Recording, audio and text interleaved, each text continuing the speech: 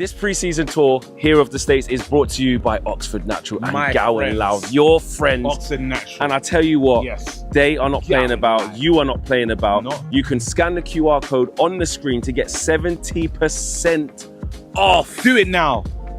I'm optimized.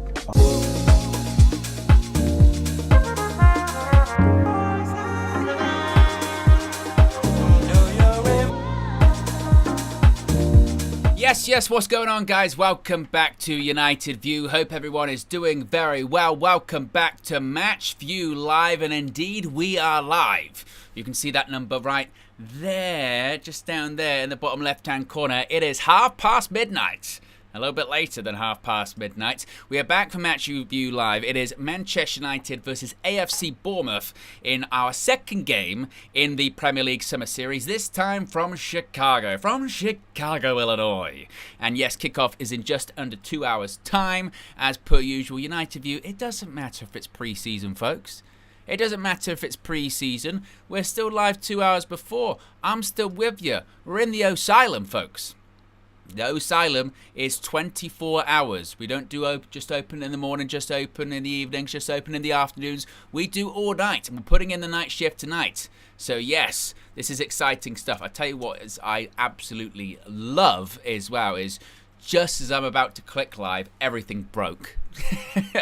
Pure technology. So if you see me looking over to this screen at the moment, I'm going, we're definitely working. We're definitely good. We are good though. It's all good. And I'll ask the question on the super chat goal. Ready for more pre-season? Yes, we've got actually loads to talk about. We've got loads to talk about in the hours building up to kickoff. As I mentioned, kickoffs is in 2 hours' time at Soldier Field in Chicago, Illinois. Before then, just a little bit's going on regarding Benjamin Sesko, and I tell you what, it's not too early/late for a little bit of Benjamin Sesko. Yeah. You know what I mean. We've got it going. We've got it going. So we're going to be talking about that. We're also going to be talking about. I tell you what.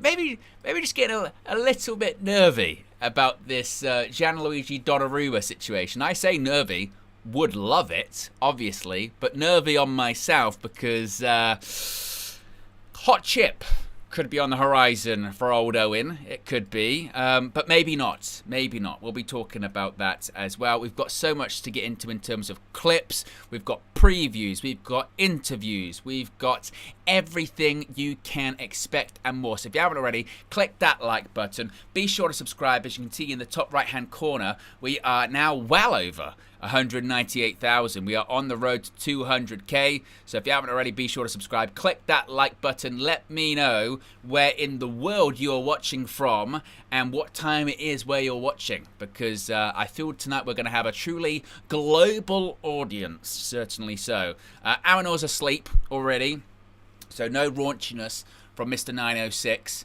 Rey Mysterio hits the 619. Amanor hits the 906, and then hits the sack, goes asleep. Not that sack. Pause. It is late. Come on. But it's Amanor. That's Amanor's theme tune. He said, Owen, I'm going to sleep. We'll watch highlights tomorrow. That was Amanor. And that's probably the noise he's making right now. Sleeping in the land of, you know... I'm not going to focus too much on sleeping because I probably will fall asleep myself. Bonehurt says, morning Owen, the goat of UV. Well, thank you. High praise from Mr. Hurt. Says, on my way to McDonald's for a midnight snack and energy for the night. Here is hoping it's worth the loss of sleep. Oh, I tell you what, McDonald's late at night.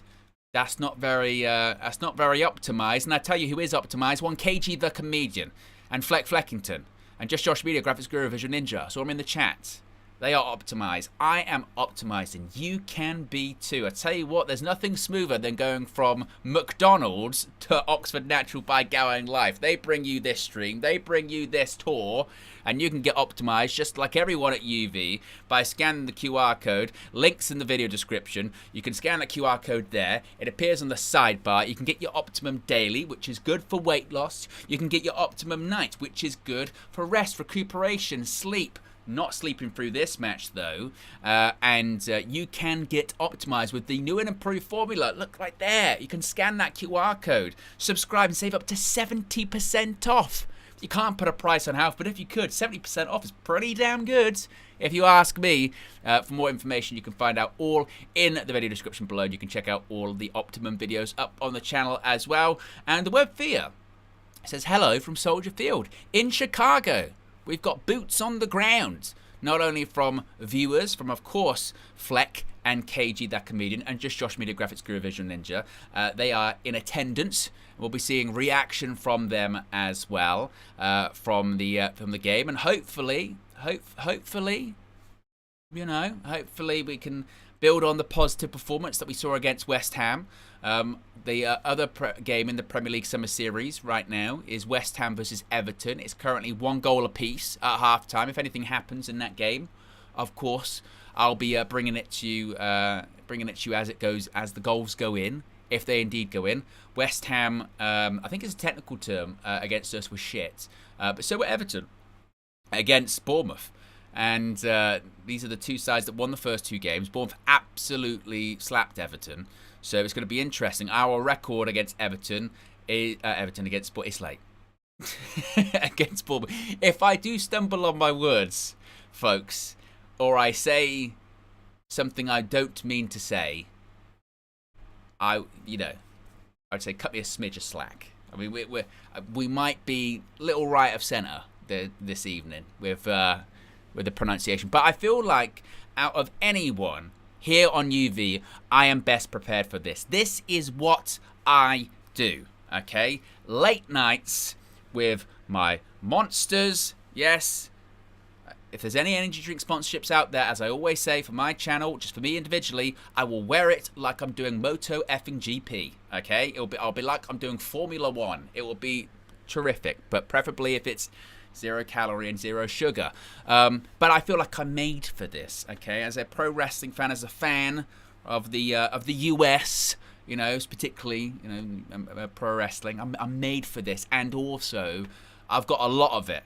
A lot of it coming up the next few days. SmackDown, Friday, I'm up late. SummerSlam, Saturday, I'm up late. Sunday, Manchester United versus Everton, I'm up late. We're doing simultaneous streams that night, and I've tested it, by the way. It works. I've somehow found a way to make it work. So, legitimately, on one screen, I will be on United View. On the other screen over here, I will be on OWEN Wrestling News 365 at the same time. While they overlap, it's going to be spectacular. Probably, but still, it's, you know, I can't believe I managed to pull that off. We'll see if I actually can.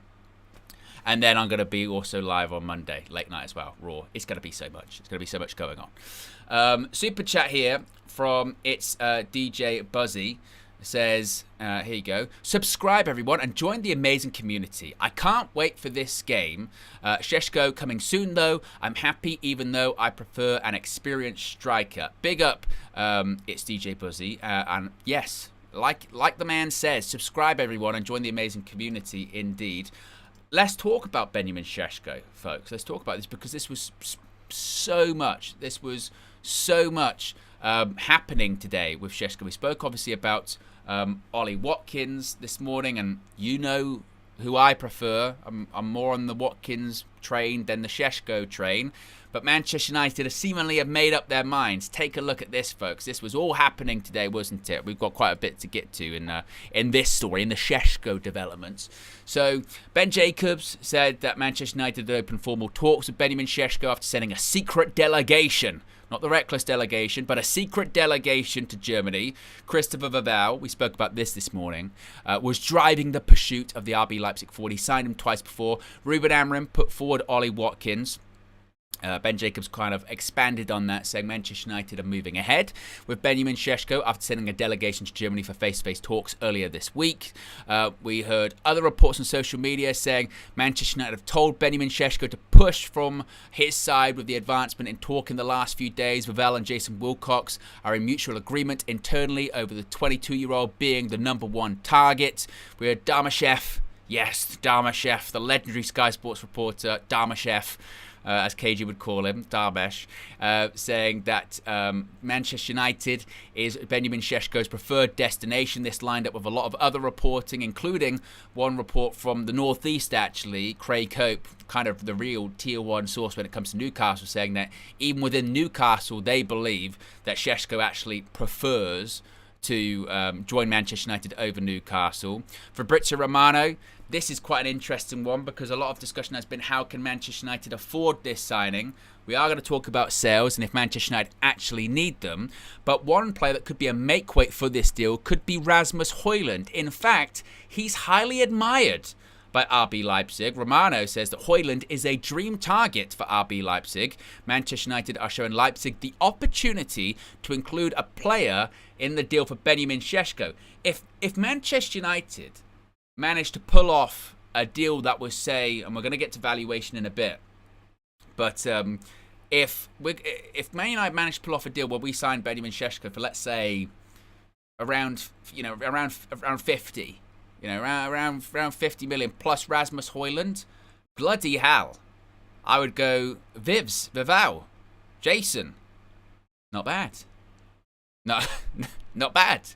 2 birds with 1 stone. Brought in a striker and got rid of Højlund. Not bad. Not bad at all.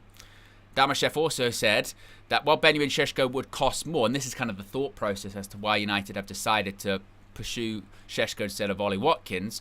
While Sesko would cost more than Ollie Watkins overall, of course Watkins, they think they can do a deal for around 40-45 million. Sesko would be more. It is thought a more favourable structure for Manchester United could be struck with RB Leipzig, who want in excess of £70 million for the player. We'll talk about valuation because more came on that from David Ornstein just a couple of hours or so ago. But as we know, structure is very important for Manchester United. As we've seen in other deals that we have done this summer, amortization, how long we can spread the cost of a deal over is very important to United because finances are tight. We saw it when it came to Wolves. With Mateus Cunha, we negotiated a release clause, didn't we? We really negotiated with Wolves and said, that is £62.5 million. Can we sort of spread that across 4 years instead of 2 years or whatever it was? And of course, Wolves came back to us and said, no, the release clause is across, I think it was 2 years, maybe 3, but no. So if Manchester United can spread it across a number of years, that's what they would rather do. And maybe they feel that because of the price, because of the Premier League rivalry with Aston Villa, they would want the majority of it up front now. Whereas with Sesko, they feel like they could negotiate more. Long term, it would cost more, but actually in the short term, they would be spending less money, and that would be more favourable to them, perhaps. Which is maybe once again why they're leaning towards Sesko, plus obviously the age and the belief in the talent. Stratford Paddock actually did a really good post on this. This is basically the state of play right now with this whole Sesko thing. This is the state of play. Benjamin Sesko prefers a move to Manchester United over Newcastle. Leipzig have been offered a player as part of the potential deal. Rasmus Højlund's a dream target, but Højlund doesn't want to leave Manchester United. Critically, according to Simon Stone from the BBC, United don't have to sell to buy more players in this situation. So, which is something I've mentioned so many times this summer. How many times have I mentioned on these transfer shows, on these morning shows, on whatever? How many times have I mentioned that no one really knows the budget for Manchester United? We hear this every summer. Every summer we hear, well, it's about 100, and actually, they got a sell to buy. They've got a sell to buy. I don't know. I'm not really. I'm not really. And then every summer we end up spending money. We always do. And the players that, the exiled 4 or 5, despite them saying, they could be reintegrated, they're not going to be. They're just not. So I think Manchester United, from a PSR perspective, they do this every summer. They feel like they could do a deal now for Sesko if they wanted to. And whether that's including Højlund, whether that's not including Højlund, they feel like they could do it. And the fact that they are actively pursuing this quickly, I do think has been sped up by everything that's happened with Newcastle over the last few days. Alexander Isak's nowhere to be seen with Newcastle. Today, reports come out that Isak's agreed a verbal agreement with Liverpool over a move. He wants to move to Liverpool, and because Newcastle have gone to Sesko and basically said, we'll give you anything you want, United have gone, okay, right, we probably do need to expedite this a bit quickly, and we've kind of revealed our hands a little bit more there. Ben Jacobs also saying this is when it comes to the valuation. RB Leipzig want a total package in excess of £69 million, while United value him closer to £64 million. United feel Sesko's desire to join the club, should he signal this, will strengthen their position.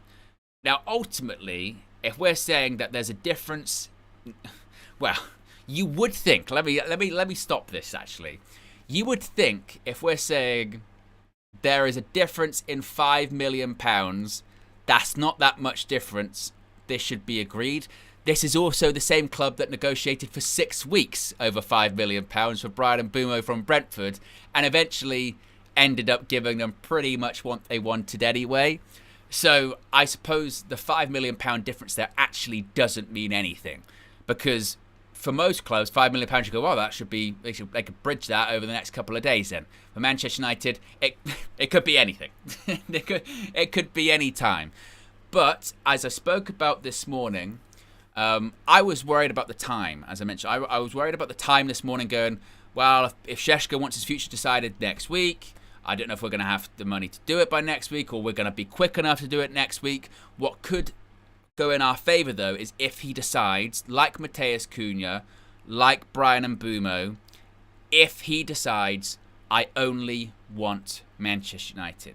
That's what sorted out the deals for Cunha. That's what sorted out the deal for Bryan Mbeumo, is they said, I don't care who else is interested in me, as was the case in both of those deals. Newcastle were interested in Mbeumo, Newcastle were interested in Cunha, but it was a non-starter because they only wanted United. If Sesko decides, I only want to go to Manchester United, that renders all the other moves kind of dead in the water, doesn't it? And that could, what they're saying there is then sort of strengthen our position when it comes to that. But you feel like with all that's happened over the last 12 hours with this one, I mean, it's a real U-turn, because this morning I really didn't feel confident that Man United would be able to pull this one off. And I still do have reservations, obviously, about the age and about the is he ready straight away kind of scenario.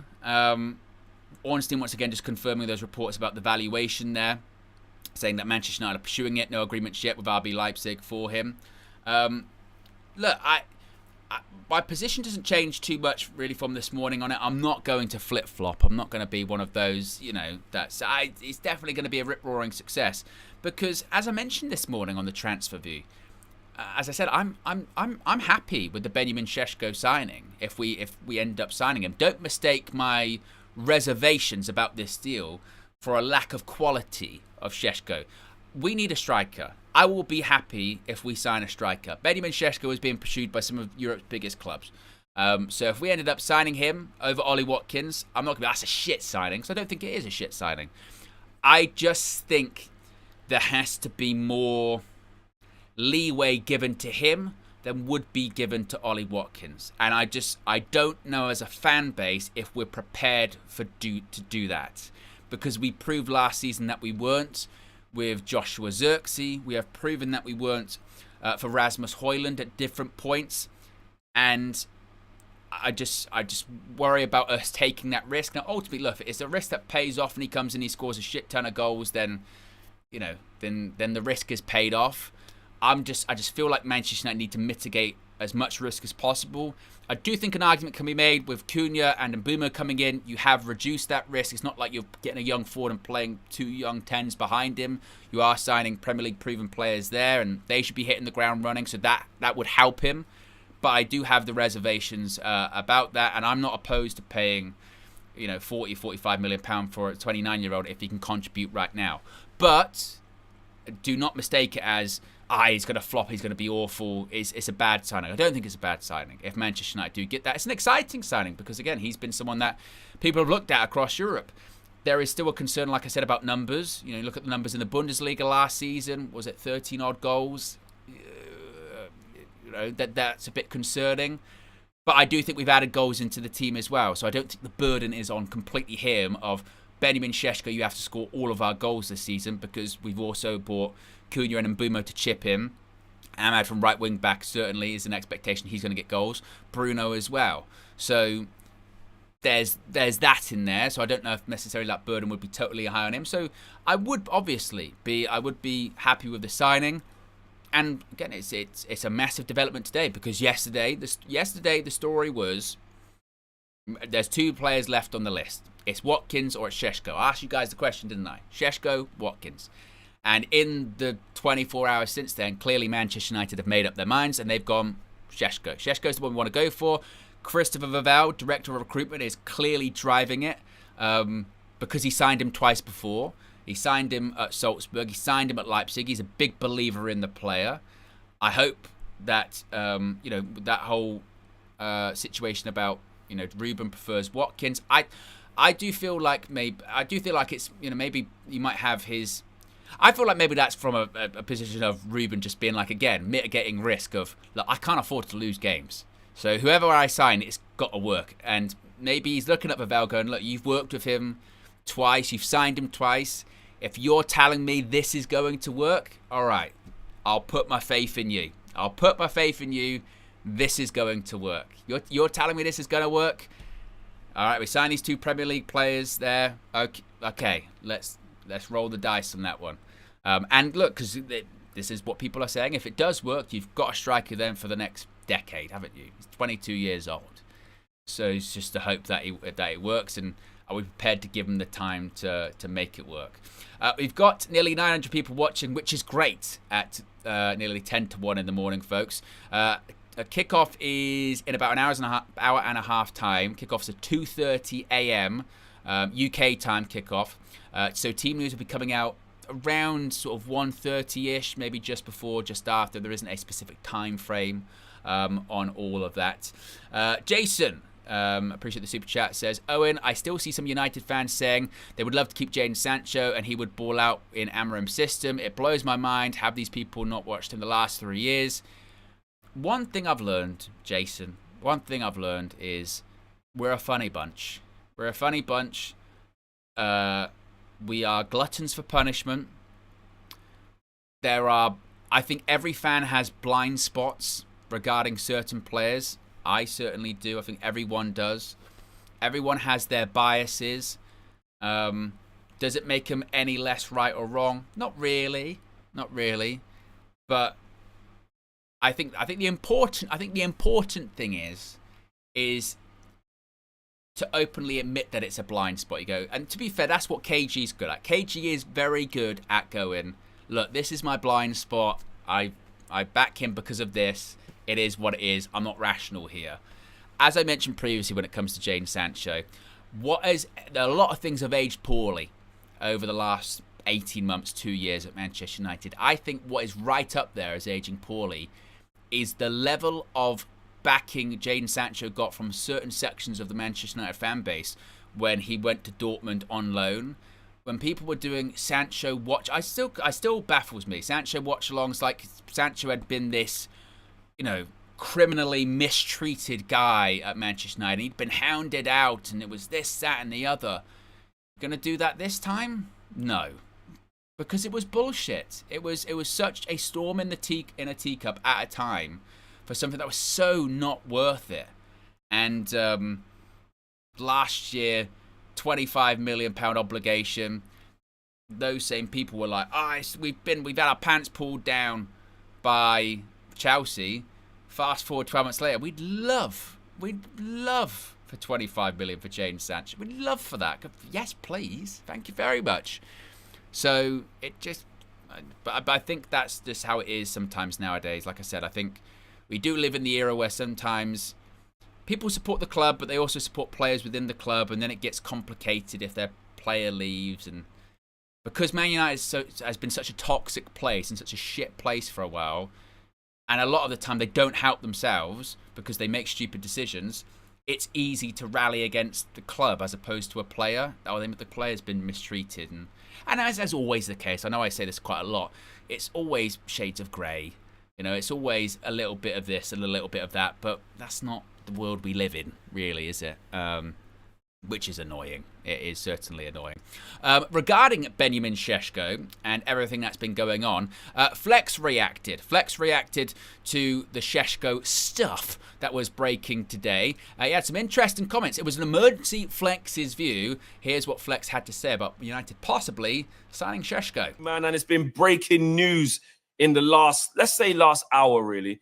Because we're on a different time scale, yeah? But in the last hour, Ornstein Bomber, yeah? Ornstein Bomber in terms of an update of who we have chosen as the preference for our next number 9. And it is Benjamin Sesko. Shout out, Owen. It's Benjamin Sesko. Yes, that's according to, not Fabrizio Romano, David Ornstein, Ben Jacobs, Jano Gafiotov. Shout out to him. He came through right at the top of the morning for me about this news. But David Ornstein, 35 minutes ago, says Manchester United prioritizing Benjamin Sesko if the striker is signed this summer. 22-year-old now the preferred option for Man United, plus informal contact made with Leipzig as well. Slovenia International also remains top target for Newcastle United as the pursuit continues for him. And Ben Jacobs has also said, exclusive, he said Man United open formal talks for Benjamin Sesko after sending a secret delegation to Germany. So a little bit of added oomph, a little bit added information from Ben Jacobs. He says Christopher Vell is driving this, which is not a surprise with his Red Bull links. Ruben Amorim put forward Ollie Watkins. That bit's interesting. I want to talk about that. And he also says that Newcastle United remain in the race, both hoping that the price will drop to 70 million. And also, I think it was Craig Hope from the Mail. He was saying that there's a feeling that Benjamin Sesko will choose Manchester United over Newcastle United. And my good friend Florentine, yeah? Florentine Plettenberg. Shout out Florian Plettenberg. If you know, you know.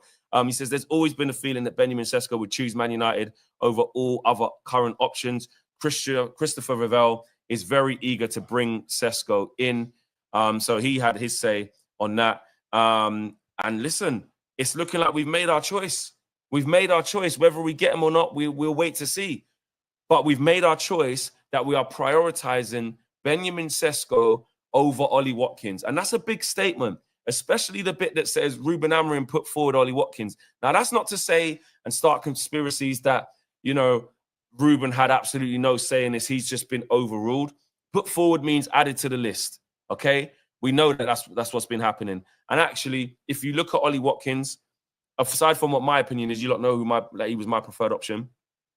He goes against what Ineos are actually trying to do, which is sign older players. He wouldn't have been on anywhere near what Casemiro was on, but they want players who to be the next. When Sir Jim's sitting in them interviews with the BBC, whoever it was, however many months ago, saying, you know what we need? We need to find the next Mbappe. We need to find the next Jude Bellingham. We need to find the next Vinicius Jr., etc., etc. This is more in line with that. 22 years of age. Obviously, he's one for the future. He's been highly talked about, and he's an exciting project with a high ceiling. Me personally, I'm still not 100% in on it in terms of if it was my preference. I know a lot of people disagree with me on that. Loads of you have still said, listen, signing a 29-year-old, he'll be actually 30 by the time we sign Ollie Watkins, is not what we need to be doing. By the time he's 32, he's finished, and you can't shift him. I saw that differently. I saw it as tried and tested, knows the league like the back of his hand, consistent goal scorer. To add to the two that are following suit with the type of strategy we're trying to have, which is Premier League proven. Look at Cunha, look at Mbeumo. Ollie Watkins literally would have been the icing on the cake, or the cherry on top, should I say, in my mind, especially with what I've been hearing here on the ground, is that Ollie Watkins could be available for like 45 million. It might not actually be the 60 that I was thinking it was. This is all, you know, conversations that you have and stuff. But for me, if there's an opportunity to get Ollie Watkins for 45 million, you do that. You do that. But listen, the choice has been made, though. So Ollie Watkins, it isn't that. I just think that we might have missed a trick there. If we get Sesko, I'm going to support him. I'm going to back him. I think the difference, what we shouldn't do with Benjamin Sesko, and this is in support of him, because I want to give both sides of this. What we shouldn't do with Benjamin Sesko is just only equate it to the Rasmus thing. You know what I'm saying? I get the similarities in terms of a young player coming in, pressure, doesn't know the league, so you have to be patient. There is that. But what we shouldn't do is let's not miss the fact that Benjamin Sesko is better than Rasmus Højlund. And I don't mean better than him now. I mean the hype and the talk around him and the body of work that's been done on their way into Manchester United. When we'd signed Rasmus Højlund, he was nowhere near the level and nowhere near being spoken about and nowhere near the body of work that Benjamin Sesko has put in the few seasons at Leipzig. You know, and if you look at Benjamin Sesko in terms of caliber, yes, of course, there will be that youth and there will be that lack of experience in the Premier League. But this is a player who, you know, has been highly tipped to go to clubs the last 2 to 3 years. People have been onto him. One of them including us. Last year, Arsenal tried to sign him. He decided to stay for his development and stay at Leipzig and sign a new contract and go again. This summer, it was Gyökeres Sesko. Arsenal deemed this Sesko deal too high. Now, like, we have to remember that bit that Ben Jacobs says, that there's a hope that the price will come down to 70 million euros, which is more like a, what's that? More like a 50? What's that? I should just remember these, you know. Euros. There you go. Euros. Euro to pounds. There you go. No, not it's in United States dollars because it's got my location. Right, hold on. To GB. We want that to pounds, brother. Pounds. Great British pounds. That's what we need. Where's the United Kingdom currency? What on with this thing? Euro to Great British pounds. There you go. All right. So 70 million euros is 60 million pounds. There you go. It took me ages to get there, but we got there in the end. It is 60 million pounds. 60 million, like I said, was probably always going to be what I thought we'd have to get Sesko for. If they want 60, that can be made up in add-ons as well. So maybe it could be, if they are asking for 70 million euros, they're not going to ask for it up front, etc. There's always going to be add-ons included like there are in any deal. Maybe we can get him for like a 50 plus 10 or a 55 plus 6 add-ons or something like that to make up that 60.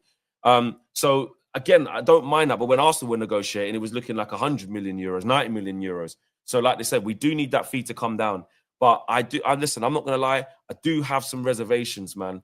Like, he looks good. He looks powerful. He looks like a physical specimen. Yeah, his shot power is really high. I get that. But I don't know. I would have preferred Ollie Watkins. I'm not going to lie. And I know a lot of you disagree with me on that. But for me, it is all about just getting a striker. We have to make sure we do it. And we are doing it. And at least we're moving quickly for it as well.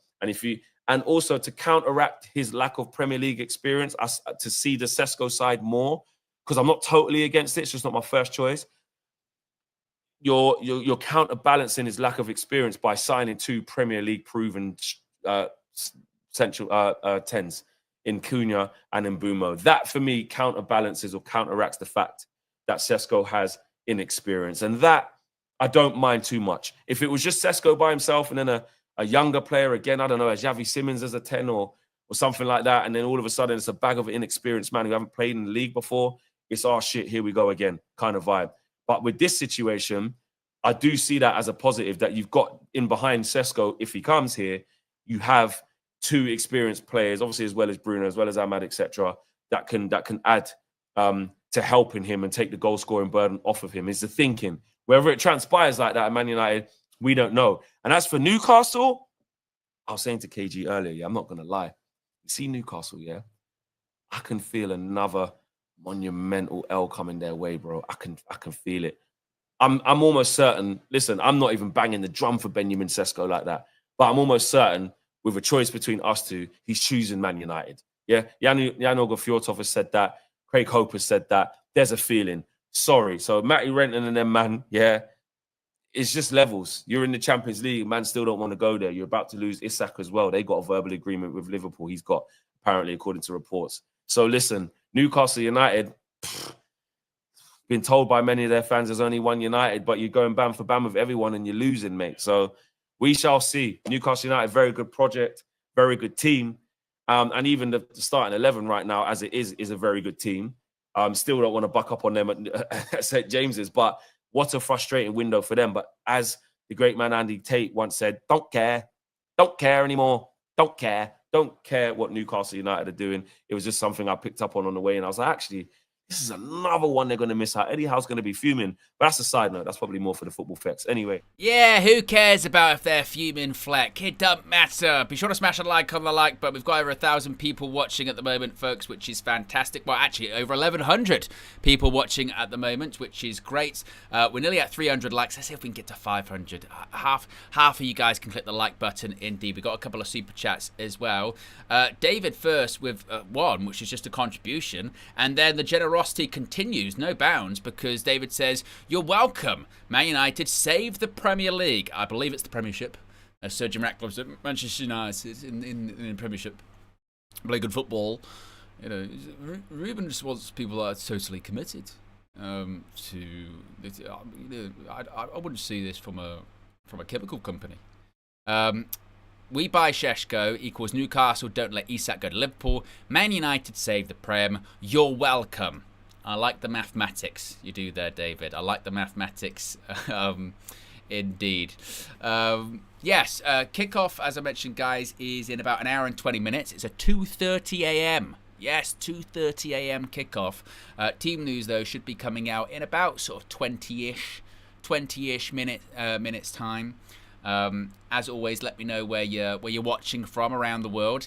If you're staying up late here in Europe, Europe.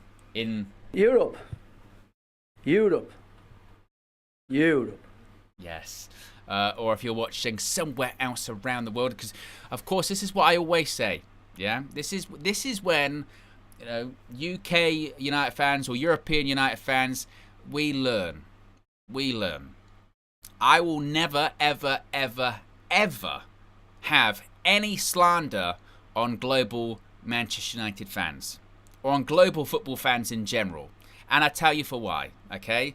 As someone who stays up on a regular basis watching something in a different time zone, it's tough. And why'd you do it? Why'd you get up that early? Why'd you stay up that late? Because for the love of the game, for the love of the team, for the passion for the sport. That's why you stay up late. You don't put yourself through that every single week to then watch a shit show if you don't love your team or you don't love, you know, just staying up and putting yourself through it, right? You do it because you like it. So I will never have the wow. Do you go to every single game? Well, no, because I'm like 5,000 miles away in a different country. I can't. But I stay up every morning at 4 a.m. to wake up and watch Manchester United shit the bed. That's dedication. That is another level of dedication. So like I always say, I will not have any slander on international fans because that is a bullshit, absolute bullshit. What else are people saying here? Chris says 10:10 here a.m. here in Melbourne. Glad it's not a 3 a.m. as per usual. That's what I'm saying. SB says I'm in South Africa. It's 2:10 at the moment. It's okay though because I'm at work.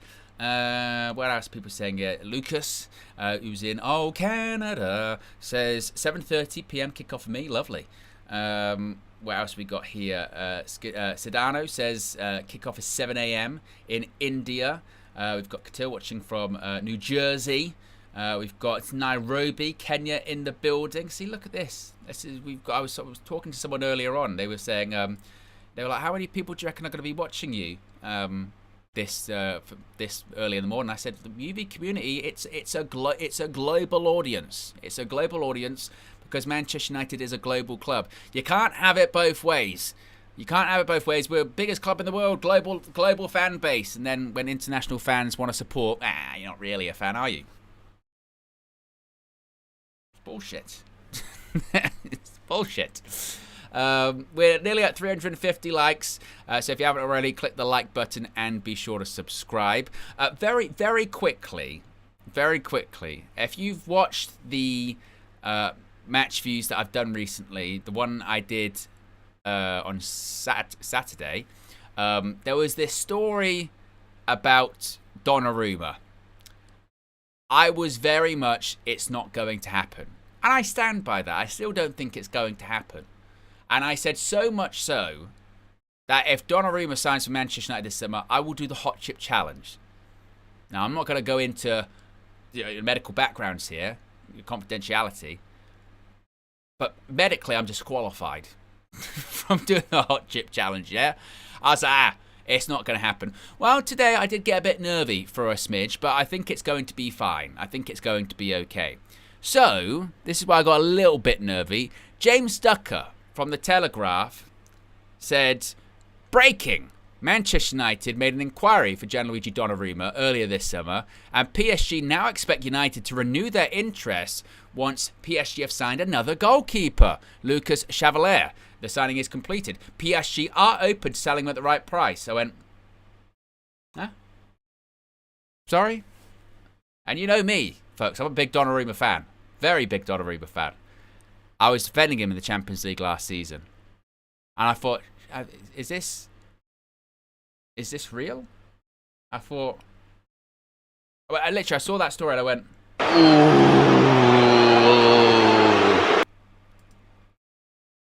and a bit more on this, like I said, PSG are braced for Manchester United renewing their interest in Donnarumma. But I thought, shit, that's maybe an actual thing. Do you know the upgrade from Andre Onana to Gianluigi Donnarumma? Holy shit. When our baseline is, can we get a goalkeeper in that can just save it? Donnarumma saves everything. But for Fabrizio Romano, pouring cold water onto this and the chances of me doing the hot chip challenge, said no talks ongoing at this stage between Donnarumma and Man United or Chelsea. Nothing concrete ongoing despite reports. So I still stand by this one isn't going to happen. I still feel like the end result is Donnarumma signing a new contract at PSG. I just can't see a reality where you win the Champions League in a team that I know that obviously they got absolutely smashed by Chelsea in the Club World Cup final, but still the general consensus is they're the best team in Europe. You know, they are the best team in Europe. And I think they're only going to get better. And Donnarumma was a big part of them winning that trophy that he's carrying there on his head. So for him to then go to Manchester United that ended up finishing in 15th, I would just be flabbergasted. And I would go, how? And what wages did we give him? Because it's not like a Cunha and Mbumo situation of I just really want to go. I just would be very surprised. I'd be the biggest prick in the world if we did. Like, could you imagine the upgrade of going from Andre Onana, Andre Onana, that Andre Onana, or Andre Onana, parry, hit it again back in. I would be so happy going from him to one of the best goalkeepers in the world right now in Donnarumma, Champions League winning goalkeeper. Then I'd be really going, bloody hell. United signed 210s, a striker, and Donnarumma. Holy shit. He looks like a Bay Harbour Butcher victim after he got that scar down his face when he got his face cut because he was diving to feet like a brave goalkeeper should do. So I would love that, but I just don't think it's going to happen. Team news is out, folks. We've got some team news. Manchester United, for the first time, by the way, are playing in the brand new home kit. Obviously, the first two pre-season games have been in the new away kit. For tonight, we're back in red. In goal, we have, speaking of goalkeepers, we have Tom Heaton. The heat is on. The heat is on tonight. We have Diogo Dalot. Let me have a look. We have Diogo Dalot. I'm assuming at right wing back. Defence, we have Yoro, Maguire,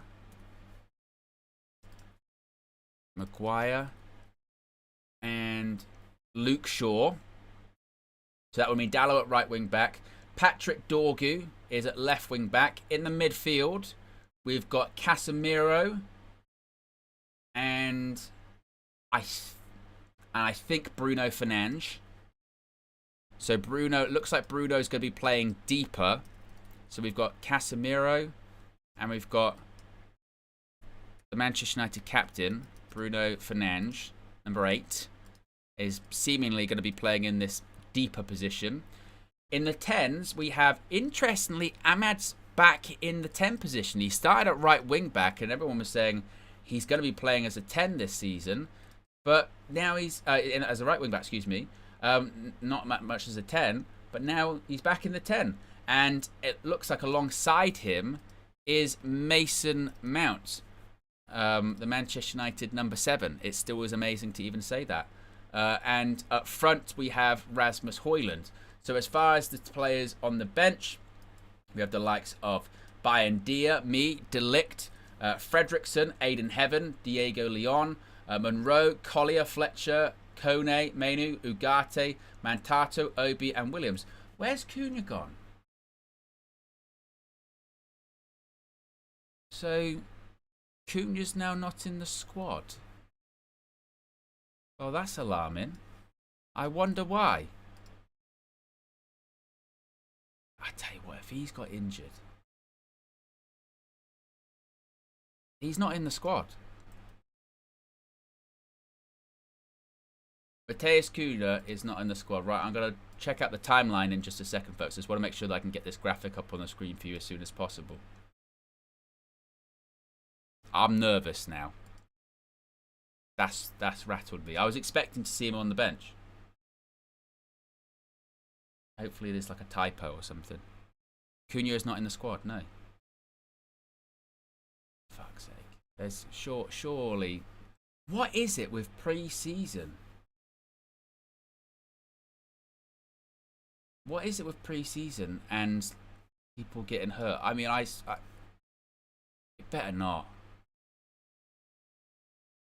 Again, just to clarify, don't know yet, but the news is that Matheus Cunha isn't in the squad. Isn't in the squad.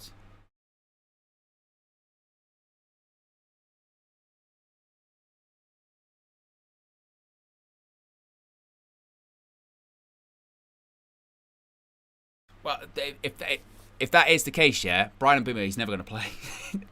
Don't play him in pre-season. Fuck that. Make sure he's ready to get ready for the first game of the season. Don't risk. Because in the last few years, the players that have got hurt include the likes of Kobe, Ahmad.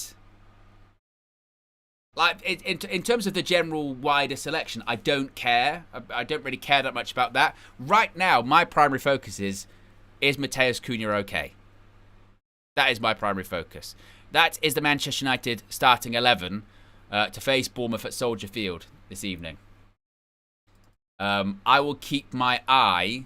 I will try and keep my eye. Oh, my will be firmly kept on the social media timeline if we can get any confirmation as to why Matheus Cunha is not in the squad. That is sort of the big news.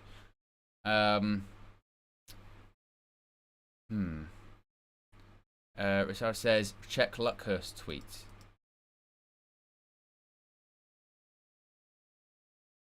Has he said anything about him? He's not said anything about him not being injured. He just said no Cunha in the Manchester United squad. Amorim deciding against the Van Gaal strategy of playing unchanged / identical teams over the course of a tour.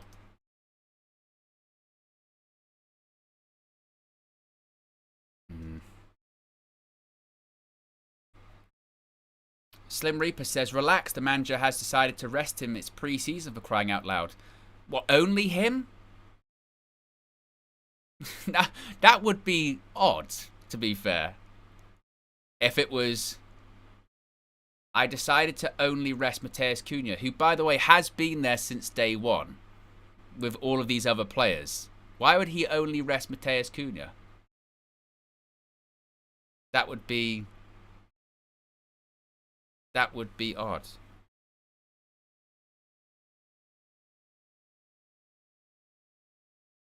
We'll wait for confirmation as to what's going on. Why odd? It's pre-season, for crying out loud. Well, just because that would be odd for one player who's been there since the beginning of pre-season. I get the Mbeumo one. Here we go. Samuel Lucas. Amorim. Cunha has fatigue. Need to assess all the players. Have to be careful with everyone. He's available for the next one. Mateus felt a little fatigue. He was ready to play. He wants to get everything, but we need to be careful. So Amorim saying he is going to be available for the one at the weekend, but he's got fatigue, whatever that means. Tiredness, maybe a bit of a knock, but he's going to be fine. It's not too bad. So that's okay. That's okay. That's fine. That's fine. That's okay. So the suggestion is he's going to be fine for the weekend. That's okay. He's got fatigue, which basically could be anything. Could be anything. Could be a knock. Could be a little bit of a bug. Doesn't feel very well today. Illness. That's basically not taking any chances. That's not taking any chances. That's just, he felt a bit off. Mate, we just spent £62.5 million on you. We are not running the risk. Look what happened last season with Lenny Oro. Okay, if it's a precaution, okay, fine. Fatigue, I lean more into maybe just, maybe a knock, maybe feeling a bit under the weather. Okay. It's that. But it wasn't. But again, people pushing back, going, "Oh, so well, he's just resting him." It's not just rest. It's not just rest. It's not. Oh, this is part of a wider plan. This is. He's felt under the weather, felt tired, or something. It's that. It's just. It's precautionary. That's why I was saying it didn't make any sense. Of like, I've just decided to rotate just the one player. That would make no sense. So I think it's just, it's precaution, isn't it? It's precaution. So that's okay. That's fine. And he's going to be available at the weekend, as will Brian Mbeumo. So hopefully we're going to have fresh Mbeumo, fresh Mateus Cunha ready for the weekend against Everton. I mean, look, that team that did start on Saturday did play 70 minutes, so maybe that's a situation too of going, look, they played quite a lot of minutes. So interestingly enough, we've got this team here, which is no new signings in it, you know what I mean? So Brian Mbeumo and Mateus Cunha both got involved. Yeah, could be quite similar-ish. But this is the opportunity for these players. Showed that last season was just a dip. I don't think that's going to be the case.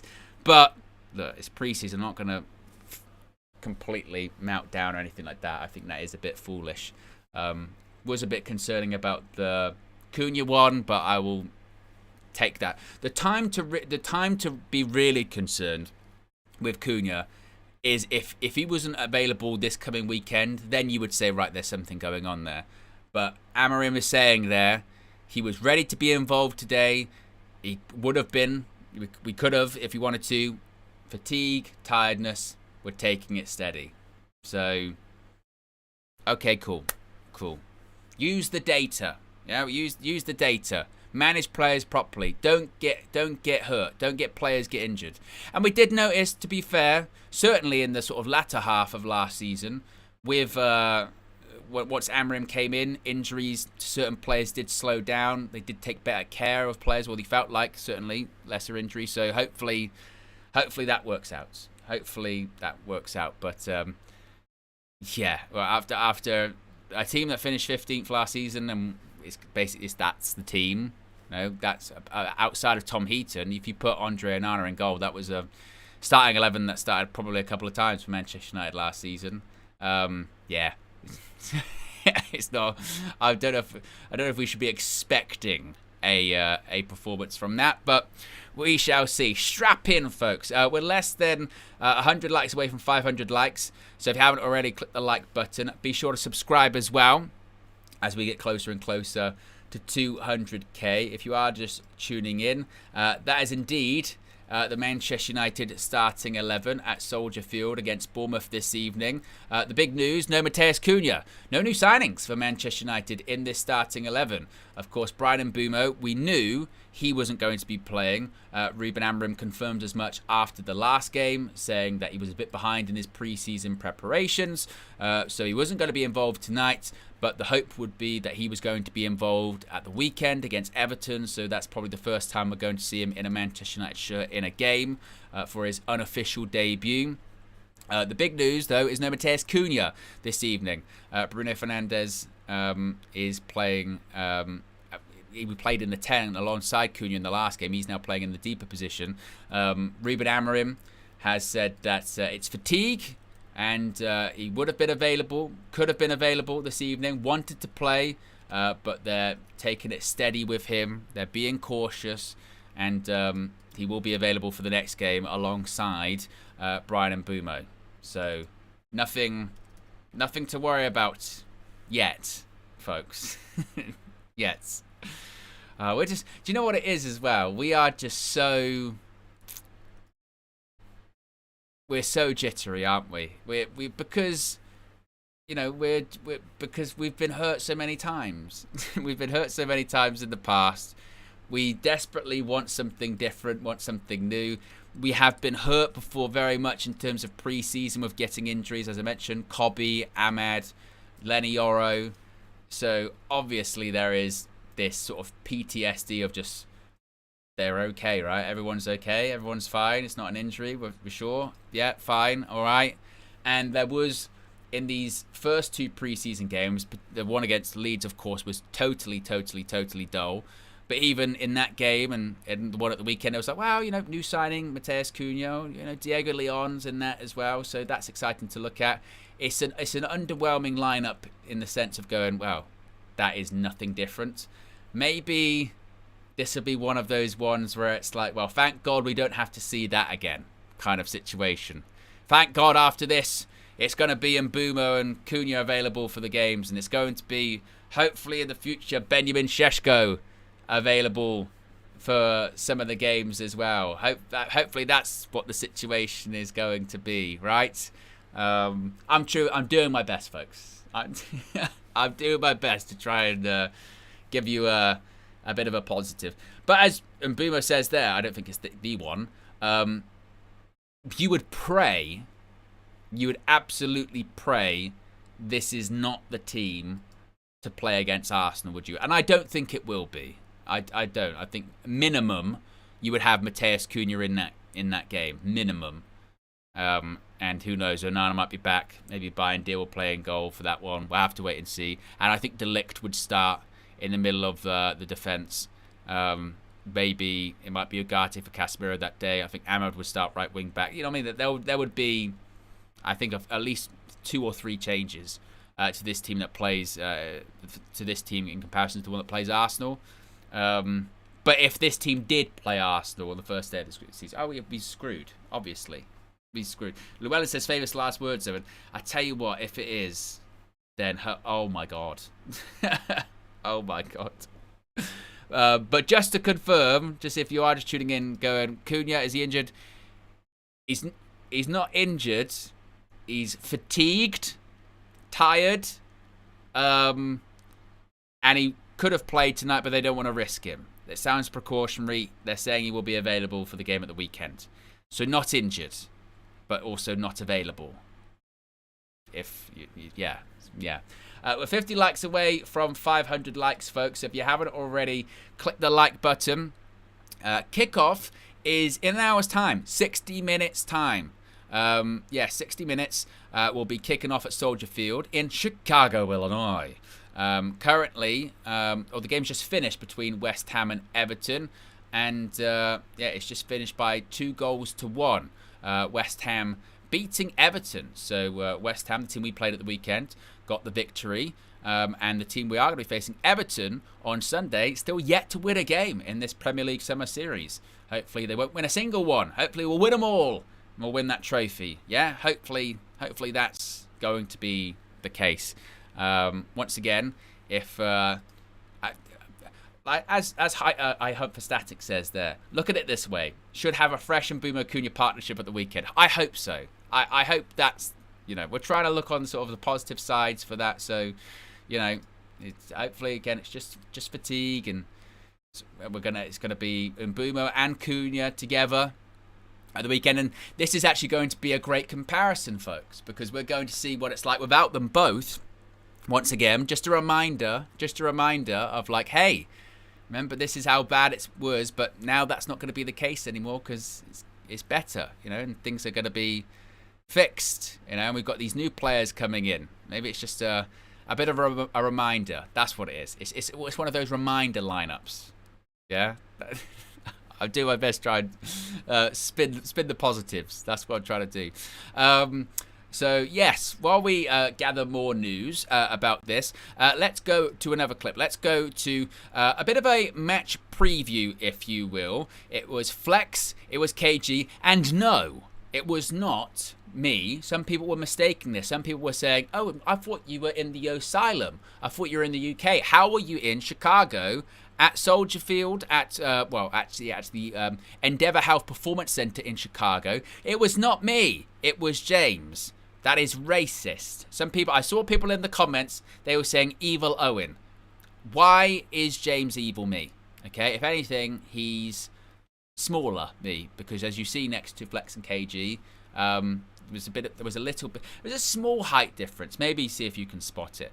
But they spoke about the game this evening, what they were hoping to see, what they were expecting to see. Here's what they had to say.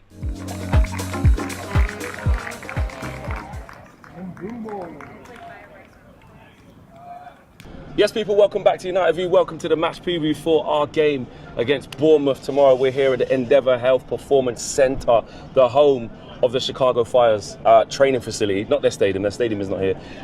You said that's up north, right? That's up north, right? Bit, yeah. But this is where they train. This is where Manchester United have had their open training session with the media, and the lucky people who have won competitions are getting to get in there through partners. They're going to have like a little signing session with the players. Rio's come through as well, nice, as the ambassador, just mixing it with fans and stuff. But we've got James on the podcast, man, like Tier 1 Muppeteers. James, Tier 1 you know what I'm saying? What's going on? Of course, KG needs no introduction. He's here, like he's here on the whole tour. You know what I'm saying? This is what it is. Very relaxed as well. You know me, I've got some tour experience now, so chill. Under the carpet, business as usual. Yeah, business as usual. Like still really excited. But then I'm like, let's go, boys. Let's keep it going. Got to see the players. Got to see what Cunha and them lot were like in training, Bruno and stuff, and that competitive edge. So yeah, nice, man. Yeah, exactly. In terms of the game, yes, let's talk about it. What are we expecting to see again? What do we need to be seeing again? This is the game that I'm really like a nice barometer of where we are fitness-wise and where we are tactically, because Bournemouth put Everton to the sword. They let them know. I think Bournemouth probably I want to say the second best team here. But we'll see. Might be first, we'll find out. We don't know. You know what I'm saying? But we could see, like, traditionally we should be the better team, especially with what we've been doing and the investment we're putting into the squad now. But yeah, like, I want to see where we are against Bournemouth, because they scored some real simple goals against Everton, and it was good. Yeah. And there was a counter-attacking side as well, and that's one of the areas where we failed. Did we beat Bournemouth last season? Did we beat the Cherries at all? Away we didn't. That was a draw. We got a draw, yeah. And then at home, did we get slapped again? I don't think we did. I think we got slapped again. Yeah. It's always them. Semenyo. Yeah. There you go. So again, the run against Bournemouth hasn't been great. So I'm looking for a good performance, and especially because he's now starting to start a team, a settled team that he's looking for. 75 minutes we did. We want to see a performance that will let us know what's going on. What are you saying, James? Yeah, well, we saw some good signs, right, against West Ham, but as you say, Bournemouth is a better team. So we got 65, 67 minutes. They kind of faded at the end of that, gave up that goal, substituted the whole second 11. I want to see them improve upon that against a better team.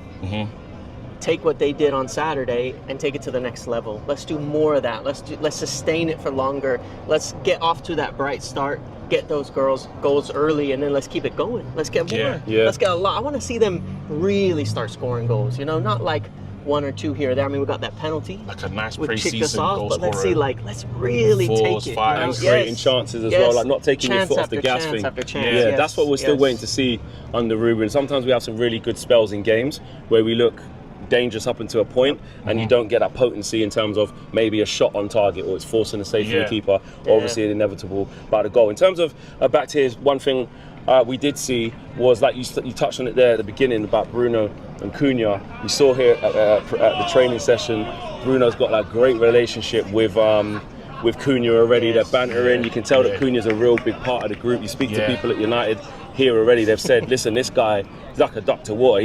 It's like he's been here 10 years. And people can hear those things from afar and say, oh, whatever, it's just PR, this, that. Yeah. No, like when you come and see, they don't get like, those things matter, how they talk to each other, how they work on a pitch. He won't get inside. He said he literally said, I'm not going in the rondo. I'm not getting in the rondo. Yeah. Right? I'm not getting in the rondo because I didn't make the mistake. Exactly. And he's Bruno's like, shut up, man. Get in there, man. Dragging him into the rondo. Yeah. Like, you like that. You like that. And again, Portuguese just flowing through as well, because obviously that's their mother tongue, so it's easier for them to just express themselves like that. But I like the fact that he ain't showing the shyness of a new signing. It's like, I would just jump to the circle if it was me just training. Like, imagine what Rashford's doing. Lamine says, Rashi, getting it. 18. Yeah, Rashi 18 to the 27. Hey, listen, hey, big man. Getting a rondo. What, has Rashi got to jump straight in? He's got to jump levels. That one, bro. No. 27, 17. Bro, 10 years younger. He has to jump in the rondo. He's got to jump straight in. He has to jump in the rondo. I thought he was going to say that big Lewandowski goes. No, but Lamine's going to get him in there. Lamine's going to say getting a rondo. That's a dynamic, man. Is he going rock? I just missed the shot round the back. Get that for me. No, I'm not saying get that for me. But he's just saying, he's only getting the you rondo. messed up in the rondo. Get in the rondo. Just the rondo. You know what I'm saying? Just a little. Yeah, but like you said, we're trying to establish ourselves with some big characters in the dressing room and progress that atmosphere. And Mateus is definitely someone who's going to do that. Something else I noticed as well is a nice moment when Mbeumo was, I'm not going to say late to the training, but kind of the last one out. Just the last out, And no reason for that. No reason. He's not hurt. It's okay. There's no conspiracy. He hasn't got a problem with Ruben or anything. There's no. They gave him the slaps. I think they were. I think he got the hit on the back at no. So him and Ahmad got hit on the back. Oh yeah, they ran through. So I don't know what that was about. I don't know if that was just like, maybe they just picked the two last out or something. I don't know. I think it's something to do with probably just being the last out. But they were training anyway because they were in the gym, so everyone was doing like weights and stuff. So they might have done extra stuff. Yeah, but Cunha, I mean, I don't believe we're going to get to see him against Bournemouth. Just in general, because the manager said he's not going to play it. So that's more of an Atlanta thing. Hopefully we see him against Everton in the last leg of the tour before we fly back to go play Fiorentina, and then it's the season. So there's only going to be 2 games for Brian Mbeumo to get up to speed. I don't think he starts then. No, I don't think so. I don't think he starts. Do you reckon, what, against Arsenal? Isn't this why we got Premier League players? So they can fit right in. Well, true. How many times has he played Arsenal now? Many times. Yeah, fitness for sure. It's only a fitness thing. I'm not saying that he's not good enough. If he can get 60 minutes against Fiorentina, then I think he'll start that. Because he can come if he plays against Everton, so maybe a half against Everton, 60 against 60, 70 against Fiorentina, and then hopefully he could get a start. With these players, you want him to hit the ground running, and even like in this next game that we've got coming up, again, it's like I really want to see if he picks the same back three.